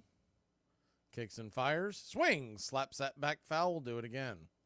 By the way, it should be noted, this is Sewald's 22nd pitch. If he goes much further, you can't expect him to be available tomorrow. Though I did read a thing that said that their bullpen in general is well rested. The 1-2. Caught, looking, strike 3. Well, we'll never know. Travis took that one right down the pipe, and that'll end the inning. But out for your Atlanta Braves. And Sean Murphy tie it up with a 2-run jack. We'll be back in a flash. You know, they say, like, money doesn't buy happiness. First of all, that person had money. Secondly, like, I don't know who they are. But I do know that I'd like to form my own opinion on the subject. I need people to understand that if I text you H-E-H-E, it's not it's it is not it's two completely different vibes. You know, talk about I got a reputation. I used to be a hoe. I ain't no hoe no more. I ain't been no hoe in a long time. I'm trying to change. You were a hoe. Back in the days. How long haven't you been a hoe for? For a little minute. For a little minute. You have any idea how fast you were going? Funnily enough, I was just talking to my friend about that. Our speedometer's melted, and as a result, it's very hard to say with any degree of accuracy exactly how fast we were going. 78 miles an hour. 78, huh? Well, yeah, I could buy that, sure, I guess. You would know better than us. Do you feel this vehicle is safe for highway travel? Yes, I really do. I believe that. I know it's not pretty to look at, but it'll get you where you want to go. Now, you got no outside mirror. No, we lost that. You have no functioning gauges. No, not a one. However, the radio still works. It's clear as a bell. Well, I know everyone here is like, how do we date you? Thank you. You can't. And not just because I'm not totally out of the woods with this UTI I have right now, but also, thank you. Oh my God. The feeling of connection, bat against ball, ball back and forth with your father or your brother. The idea that you can throw a piece of yourself out there into the ether and it comes back to you. This is the promise of everlasting life, that it's not going to end, it's going to come back to you.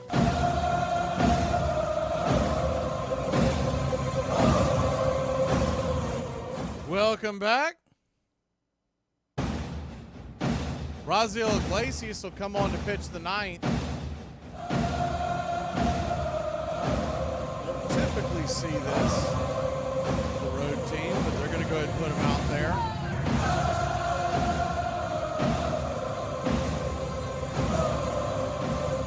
Eyeglasses come set. Face Gurriel to lead it off.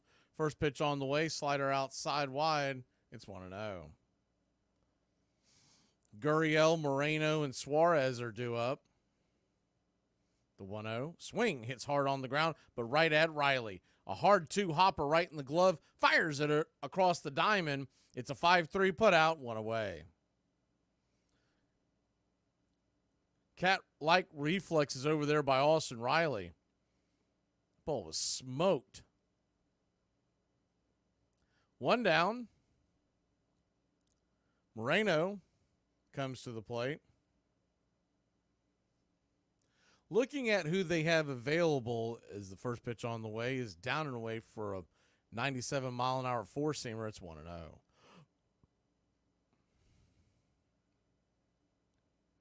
The 1-0. Kicks and fires. High and inside. 2-0. It may be because there are some lefties that would be, assuming the Braves get this to the 10th inning, there would be some lefties due up in the 10th. Is the 2-0 down and away, 3-0. And that is probably where they would think about putting Minter to come in at. The 3-0, right down the pipe, 95 miles an hour, 3-1. So I'm guessing that's where their thinking is, let Iglesias face these right-handers as the 3-1 pitch. Swing, that ball's belted into left field, but it's going to die quickly into the glove of Eddie Rosario, 2 away. So I'm thinking that's what we would be looking at. The other thing, if we can get this one more out and get to the 9th inning, your ghost runner is going to be Zach Short. So that's a +2. And I'd say that's why they did what they did. First pitch on the way, down and in, sinker misses. It's 1-0. The idea that d'Arnaud could, back into a home run there, but if he doesn't, it's better to have Short running in the bottom or the top of the 10th than Arcia. The 1-0 right down the pipe, 1-1. The 1-1 to Suarez. Swing and a miss. Sinker underneath the hands, 1-2. The 1-2 count. Braves 1 strike away, getting us some free baseball. Iglesias comes set, kicks and fires. Swung on, pops it up. And that should stay in play for Eddie Rosario to camp underneath it. Catches with his red glove and glowing neon yellow sneakers, and we'll be back in a flash. The Braves will grab the bats. We go to extras. Now you listen here, you walking pile of panic attack. You're gonna inhale, exhale your way through this bull if it's the last thing you do. Your thoughts aren't real. Your mind hates you, but you're gonna give it the old and you're gonna be okay. Did you know that the St. Louis Cardinals didn't get their name from a bird? Before they were the Cardinals, they were the Perfectos. And those Perfectos were decked out in red socks, red trim, and red accents. On that team was one of the greatest pitchers to never win a Cy Young himself. At one of their games, a columnist from the St. Louis Republic named Willie McHale overheard a fan call their uniforms a lovely shade of Cardinal. Sometime after, McHale would begin to refer to the team as the Cardinals, and the fans began to follow suit. 1 year later, they officially changed their name to the Cardinals. Going forward, the birds on the bat would become their emblem, and it has been used ever since. And there you have it. The Cardinals didn't get their name from a bird. It came from a fan who was commenting on the color of their uniform. Some days you gotta wake up and say, I got a fat ass and a good heart. And that's gotta count for something. Can I get an amen? I don't trust stairs. They're always up to something. On October 14th, 1992, the Pittsburgh Pirates were in Atlanta, facing the Braves in the 7th and deciding game of the National League Championship Series. With 2 outs in the bottom of the 9th, Pittsburgh led 2-1, but Atlanta had the bases loaded. A pinch hitter, Francisco Cabrera, who had had only 10 at-bats all season, was at the plate. And now the Braves season hangs in the balance. 2-1. Line drive and a base hit! With the tying run in, most assumed that the runner on second, Sid Bream, hobbled by 5 knee operations, would be held at third, but the third base coach sent Bream anyway. Bream to the plate! And he is safe! Safe at the plate! The Braves go to the World Series! Welcome back to Braves Country Baseball. Justin Martinez is coming on. 6'3", 180. 22-year-old. He's got a 1.5 ERA. The right-hander set to face Kid Kelnick. Zach Short is the ghost runner at second. As we begin the 10th, the first pitch on the way. Swing. That ball's lifted high and deep. Going back on the track. Making a running catch at the warning track. Will tag up as Zach Short. He'll easily make it down to third. Man, oh man alive. That was an absolute smoke shot. That ball is out in 29 other ballparks.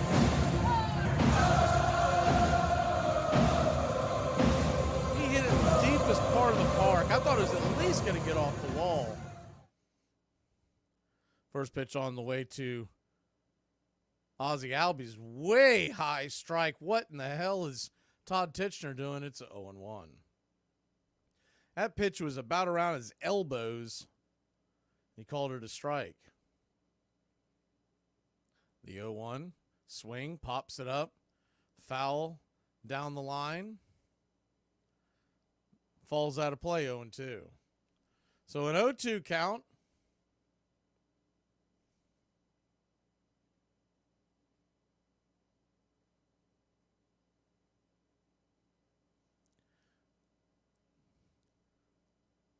Righty, lefty.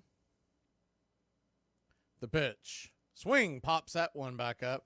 I think the only reason why Ozzie is even swinging at those, which are about letter high, a little higher, is because of the terrible first strike call by Todd Titchener.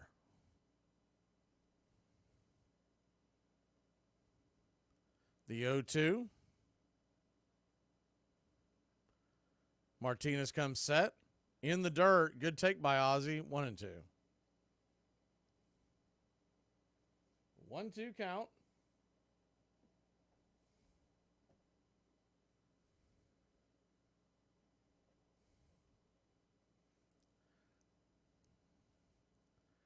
Braves 3, Arizona 3. The 1-2 to Ozzie. Swing. That ball sliced away. 101 miles an hour. This kid can bring it. It's from the Dominican Republic, 22-year-old. He pitched 10 innings last year for Arizona. The 1-2. He comes set, brings it, swung on, just got a piece of that. Stay alive. We'll do it again.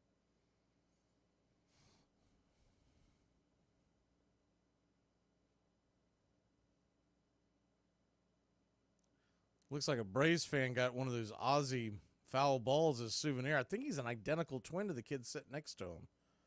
The 1-2, infield in, pitch on the way, swing, slices it foul and out of play. We'll do it again. So a 1-2 count.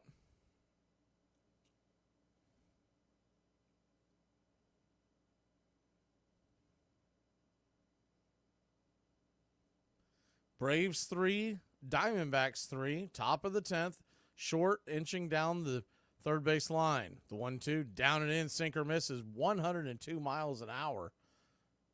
2-2. Standing on deck is Austin Riley. In the hole, Matt Olson. The 2-2. Swing, and that ball's lifted into right field. That's going to get down for an out into the glove of Corbin Carroll, but that will easily score Zach Short. That was a hard-sinking shot to right field. Corbin Carroll with a really good defensive backhand stab as he went into a slide. Backhands and jumps up, pops it, throw back into the infield quickly, but no way to get Short. The difference there, if Arcia's running, he probably scores, but it's a heck of a lot closer. So the Braves lead it 4-3, top of the 10th inning. First pitch on the way to Riley's 1-0-2. Little high, but called for another high strike. It's a 0-1. Did look like that Minter was warming up in the bullpen. The 0-1. Kicks and fires. Down and away. 1-1. You'd like to get a little more breathing room here. Arizona will get their own base runner, their own ghost runner. We hit the bottom of the 10th inning. The 1-1 to Riley. Kicks and fires. Swing. Fists it foul. 1-2. 1-2 count. As of right now, it would be Alec Thomas, who is a left-hander, and Perdomo leading off with Corbin Carroll. So you'd get the heavy left-handed dose there to start off, but they do have guys they could go to on the bench. Randall Grichuk, the 1-2. Chop foul down the line. We'll do it again. I would think Grichuk would be the first guy they would grab. He's a right-hander, batting .288. He has 3 home runs.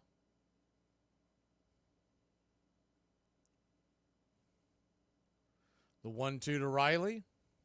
Swing. That ball's chopped over to second, but it'll be easily played by Marte. 4-3 put out, and that'll end the inning.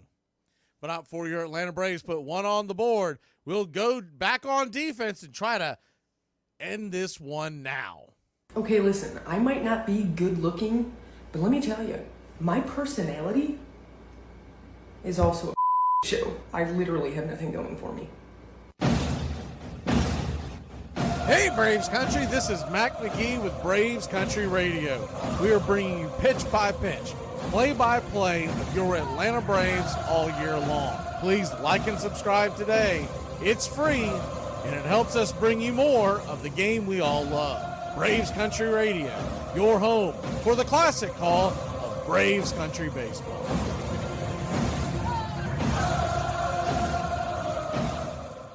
I told my doctor I could only hear buzzing. He said, don't worry, it's just a bug going round. If you're just finding my content, I'd like to say, welcome to the freak show, darling. For the next decade and a half, Atlanta would dominate the National League, returning again and again to the postseason. The once promising Pirates would go in the opposite direction, often finishing at the bottom of the standings. And their supremely talented left fielder, who had almost thrown Bream out, would never again play for Pittsburgh. During the offseason, he would sign the most expensive free agent contract the game had yet seen. He would go on to become one of the greatest and most controversial players in the history of baseball. No one in baseball ever supported Bobby Bonds. The owner, the general manager, the press, the teammates, nobody in the game stood up for the father. So what Barry learned about baseball was great talent matters, great scholarship about the game matters, but you can't count on anybody in this game to stand up for you because they didn't stand up for my father. Here's something we haven't seen. Rocio Iglesias' eyeglasses is coming on to try to close the door here in the 10th inning. Alec Thomas shows bunt, chops a bunt foul, back behind home plate. It's 0-1. McCarthy has come on to pinch run. He's got pretty good speed. An outfielder running for Suarez, the third baseman. The 0-1 drops another bunt. Is that going to stay fair? It is. Murphy fires it over to first, and it's a 2-3 put out, one away. McCarthy makes it down to first, or down to third, excuse me. So he is at third with one out. And the number 9 hitter, Perdomo, is coming to the plate. So a fly ball or one through the infield will tie this game. Braves infield comes in as expected. First pitch on the way. 95 inside. It's 1-0. The 1-0.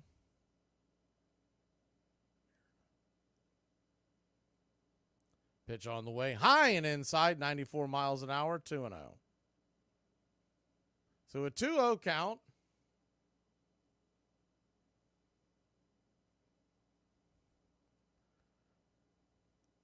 Righty, lefty, pitch on the way, swing and a miss. 2-1.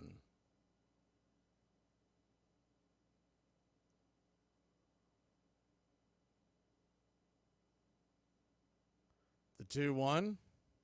Infield in. Pitch on the way. Swung on, pops it up. High into center field. That'll probably score the run. Here comes the throw from Kelnick. He'll fire it into the infield, but it'll be just late, and the game is tied 4-4.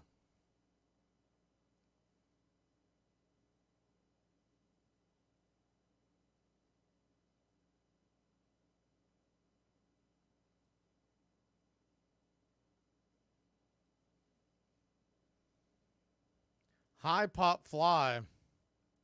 That's all he needed. Don't really understand the game plan of putting eyeglasses out there, because now you pretty much can't use him.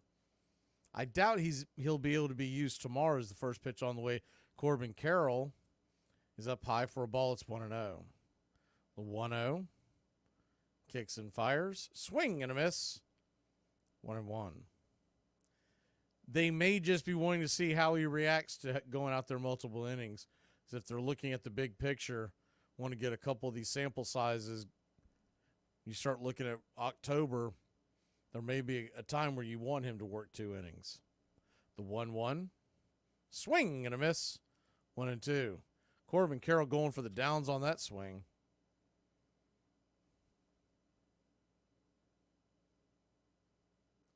So 1-2 count. Swung on, grounded over to Ozzie. He'll flip it over to first, and that'll end the inning. Well, we're tied at 4 again. We head to the 11th. Extra baseball, free baseball, 4-4. Am I boring? Sure. Social skills? None. But I'm loyal if you feed me, and I will never leave you because, well, I need the food. Please like and subscribe today. It's free, and it helps us bring you more. Braves Country Radio, your home for the classic call of Braves Country Baseball. I think one of my biggest faults is that when I ask somebody what their name is, I forget to listen to what their name is. On July 15th, 1994, in a game between the Chicago White Sox and the Cleveland Indians, umpires confiscated a bat belonging to the Indian star slugger Albert Bell. They suspected Bell had tampered with it, illegally hollowing it out and filling it with cork to enhance his bat speed. Bell's teammates were worried. They were sure that all of Bell's bats were corked and did not want their best player suspended. Indians pitcher Jason Grimsley had a plan to get his teammate off the hook. Gripping a flashlight with his teeth, he hoisted himself into the crawl space above the clubhouse and inched along on his stomach until he was on top of the umpire's dressing room, where Bell's bat had been locked away for safekeeping. Grimsley lowered himself into the room, replaced Bell's bat with an unadulterated one belonging to another player, and then crawled back to the clubhouse. The umpires were furious when they discovered the switch, but there was little they could do about it. The hero of the piece is probably Jason Grimsley because he's the one acting on behalf of the team. But there's your problem with cheating. Some of it is, in fact, weirdly commendable, if not noble. You know, Gaylord Perry, how many times did he throw a spitball, and how many times did he merely convince you that he threw a spitball? How many of these are not so much cheats as deceptions, artful deceptions? Welcome back to Braves Country Baseball. Martinez is back out there. He fires the first pitch down and in to Matt Olson. For a ball, it's 1-0. Austin Riley, the ghost runner at second. The 1-0. Outside wide. 2-0. I think you almost have to look at it as you're trying to play for more than one run. Because Arizona looks like that they are willing to play that small ball just to tie it up, the 2-0. Swing, that ball's hit hard on the ground. Off the second baseman. That is going to be, it'll stay in the infield, but that will get Olson on first. It's an infield single for your Atlanta Braves. We got runners on the corners and nobody out. That's what you needed, a hard-hitting ball, a worm burner that bounced off the glove of Ketel Marte. Good job by Perdomo to keep it from going to the outfield.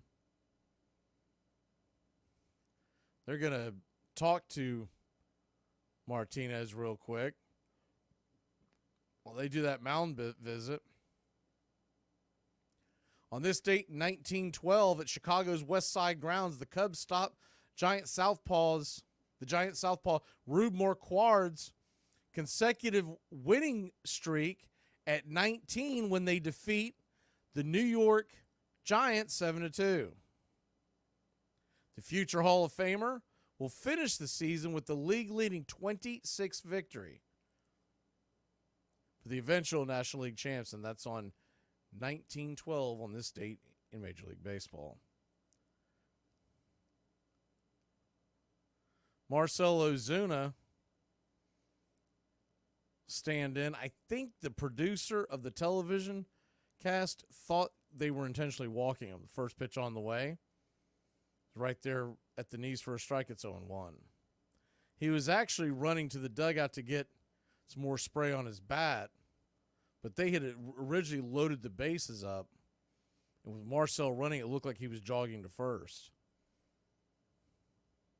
The 0-1 just misses, I guess.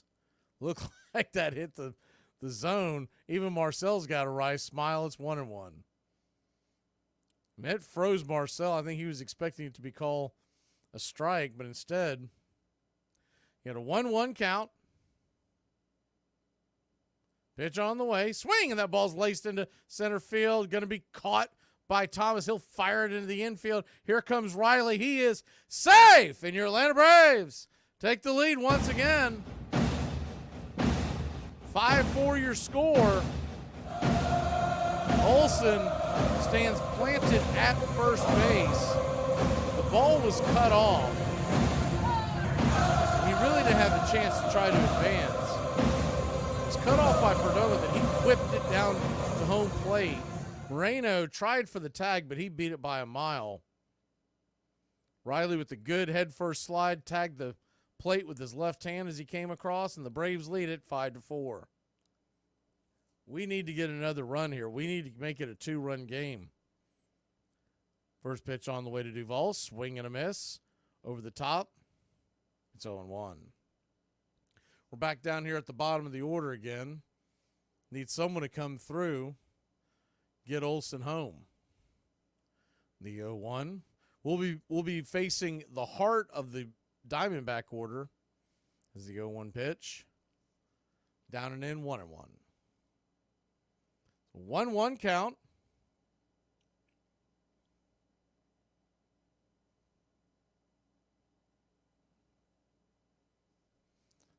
Swing and a miss up top. 1-2. During the middle innings, playing right field now is McCarthy. They have taken Corbin Carroll out of the game, and Newman is now playing third. Suarez was playing third. McCarthy came in for Suarez. So a 1-2 count.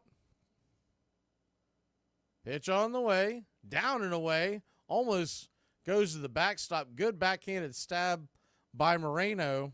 2-2.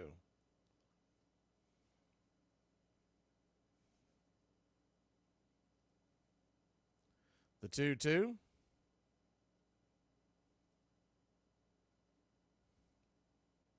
Lets her rip. Swing! And that ball's belted down the left field line, but foul. Man, oh man alive, did he drill that one. Just couldn't keep it straight.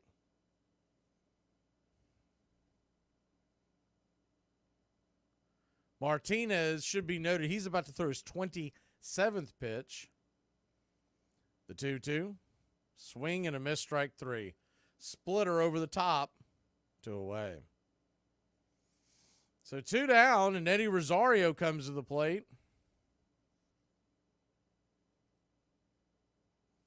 No, excuse me. They're putting Eli White in. So Eli White will come to the plate. Eli White, righty-righty matchup. First pitch on the way to Eli is right there at the knees for a strike. It's 0-1. The 0-1.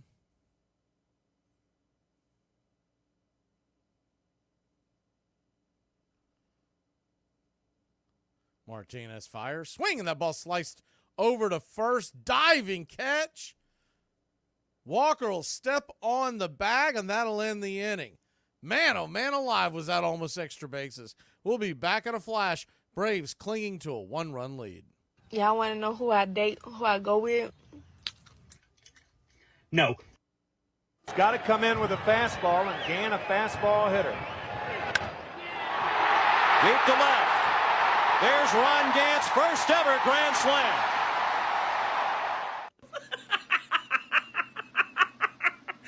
I was talking to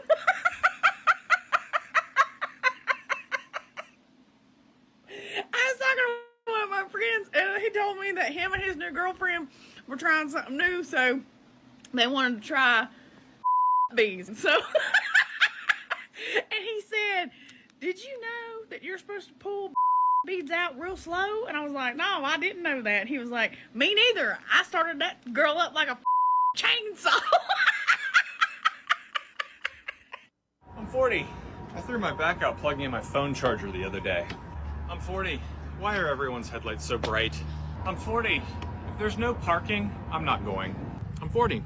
I'm going to calculate my sugar intake relative to hours before bed. I'm 40. Why are there so many people everywhere all the time? I'm 40. I'm cranky, and I'll be the first one to tell you. 2 outs, 2 strikes on Reggie, and you've got to know he's going to get the super sinker. The set, here it comes. The sinker swung on and missed. Reggie is fuming. Late in his career, Hall of Fame pitcher Gaylord Perry confessed what those who had played against him knew all too well, that he had regularly doctored the ball. Generations of major leaguers, including some of the greatest stars in the game, used some form of amphetamines to increase their focus and energy. But by the late 1980s, some baseball players had found a new way to gain an edge. Welcome back to Braves Country Baseball. Joe Jimenez comes in. He is set to face Ketel Marte, Jock Peterson, Christian Walker. Newman will be the pinch runner at second. First pitch on the way, 95 right down the pipe for a strike. It's 0-1. I said pinch runner, I meant ghost runner. He came on for Corbin Carroll, took his spot in the lineup, so this is the second batter in the order. The 0-1 pitch. Inside, 95 miles an hour, 1-1. 1-1 count.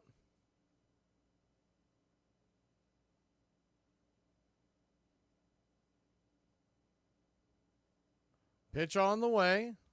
Lets her rip down and in. Looked like he went around. Did he go They're going to check down the third base side to Manny Gonzalez. He said he did. 1-2. Marte doesn't like it. It didn't look like. He definitely looked like it. That he went around. Oh, yeah, he went around. So a 1-2 count. The pitch almost gets him inside, slider right there on the knees. 2-2. Why not dial it up again? He went there to get the second strike, tried to get that third strike, but this time he held up. The 2-2 from JJ. Lifts and rips. Swing. That ball's hammered down the first base line, but foul. Just inches away from being extra bases and tying the game. Braves 5. Diamondbacks 4.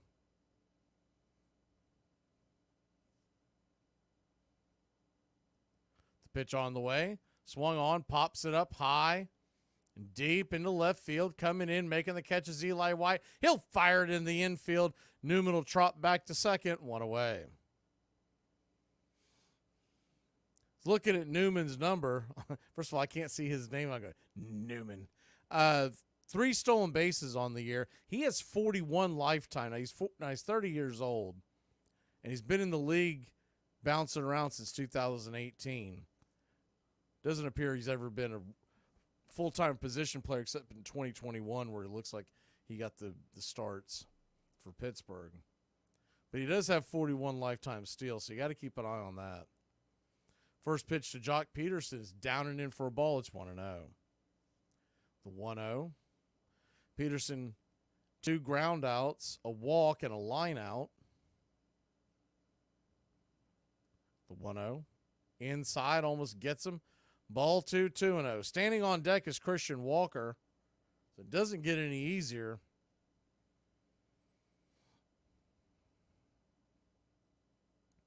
Braves 5, Diamondbacks 4. Runner at second, 1 out. The 2-0 pitch. Goes that slider again. I mean, that was 3 in a row. Same spot, missed the spot each time. Might as well just put them on at this point because now you're just playing with fire. So a 3-0 count. At least if you put them on, you're putting the double play in order. Pitch again, misses again. I mean, I don't know what he's doing with that pitch. Threw that slider 4 consecutive times. Every single time that slider got further and further off the plate. I don't think he was trying to hit him. If he was trying to hit him, he would have used something other than the slider.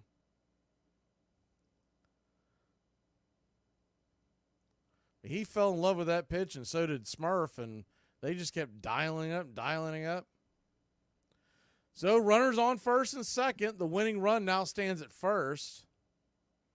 See if they pinch run for Peterson. Doesn't run the best, but I don't know if they've got a lot of options. On their bench, I guess in theory they could put Randall Grichuk over there. First pitch on the way. Another slider misses. It's 1-0. Don't know what Murphy's doing back there, but he's calling up the slider time after time. The 1-0. Pitch on the way. Fastball misses high, 2-0. So Jimenez in danger of choking this one away. Braves lead at 5-4. He's thrown 4 consecutive balls and then 2 more, so 6 consecutive have missed the zone. The 2-0 from Jimenez. Fastball right there for a strike. 93 miles an hour, 2-1. 2-1 count. Double played would get us out of the game. Tying run at second, go ahead at first. Winning at first, the 2-1. Swing, fouls it straight back. Do it again, 2-2.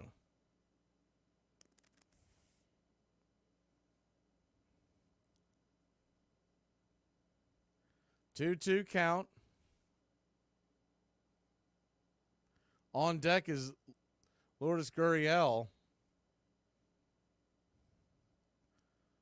The 2-2 from Jimenez. They set up outside. Fastball nowhere near the zone. Ball 3.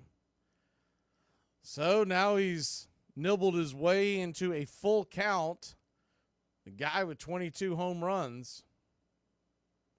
Gurriel's on deck. First and second, one out, the payoff pitch. Swing and a miss, strike three. Got him with the gas on the outer edge, 2 away. Good pitch by Jimenez. When you've got that 95, 96 dot in the black on the outer edge, I don't know why he kept screwing around with that slider. I know you can't throw that fastball every single time, but man, that is a weapon. First pitch on the way. Fastball swung on and belted. Deep into left field. Going back on the track. Making the running catch is the Book of Eli. Braves win. Braves win. Braves win. Your Atlanta Braves win. Whiskey for my men. Beer for my horses. And that closes the Book of Eli on this game. 5-4 win. A come from behind win. Player of the game. We could go a lot of different ways, Braves country, and you can put your votes in the chat, but I'm going to go with, I think, to me it's obvious, I'm going to go with Sean Murphy. His 2-run home run in the top of the 9th inning that tied this game did it all. Braves win this one. We'll go, hey, check this out. We're actually going to go to 11 games over 500. That 10 over 500 has been our bugaboo for a long time, and now we're going to get to 11 over 500. Maybe we get on a roll. 5 runs, 8 hits, 1 error for your Atlanta Braves. 4 runs, 4 hits, no errors for the Arizona Diamondbacks. Iglesias gets the win. Martinez the loss. Jimenez the save, his second. And your Atlanta Braves take the first game of a 4-game set. We're back tomorrow night. Same bat time, same bat channel. 9:40 first pitch, and it will be Chris Sale Day. Y'all have a good night. I got to get to bed and get to work in about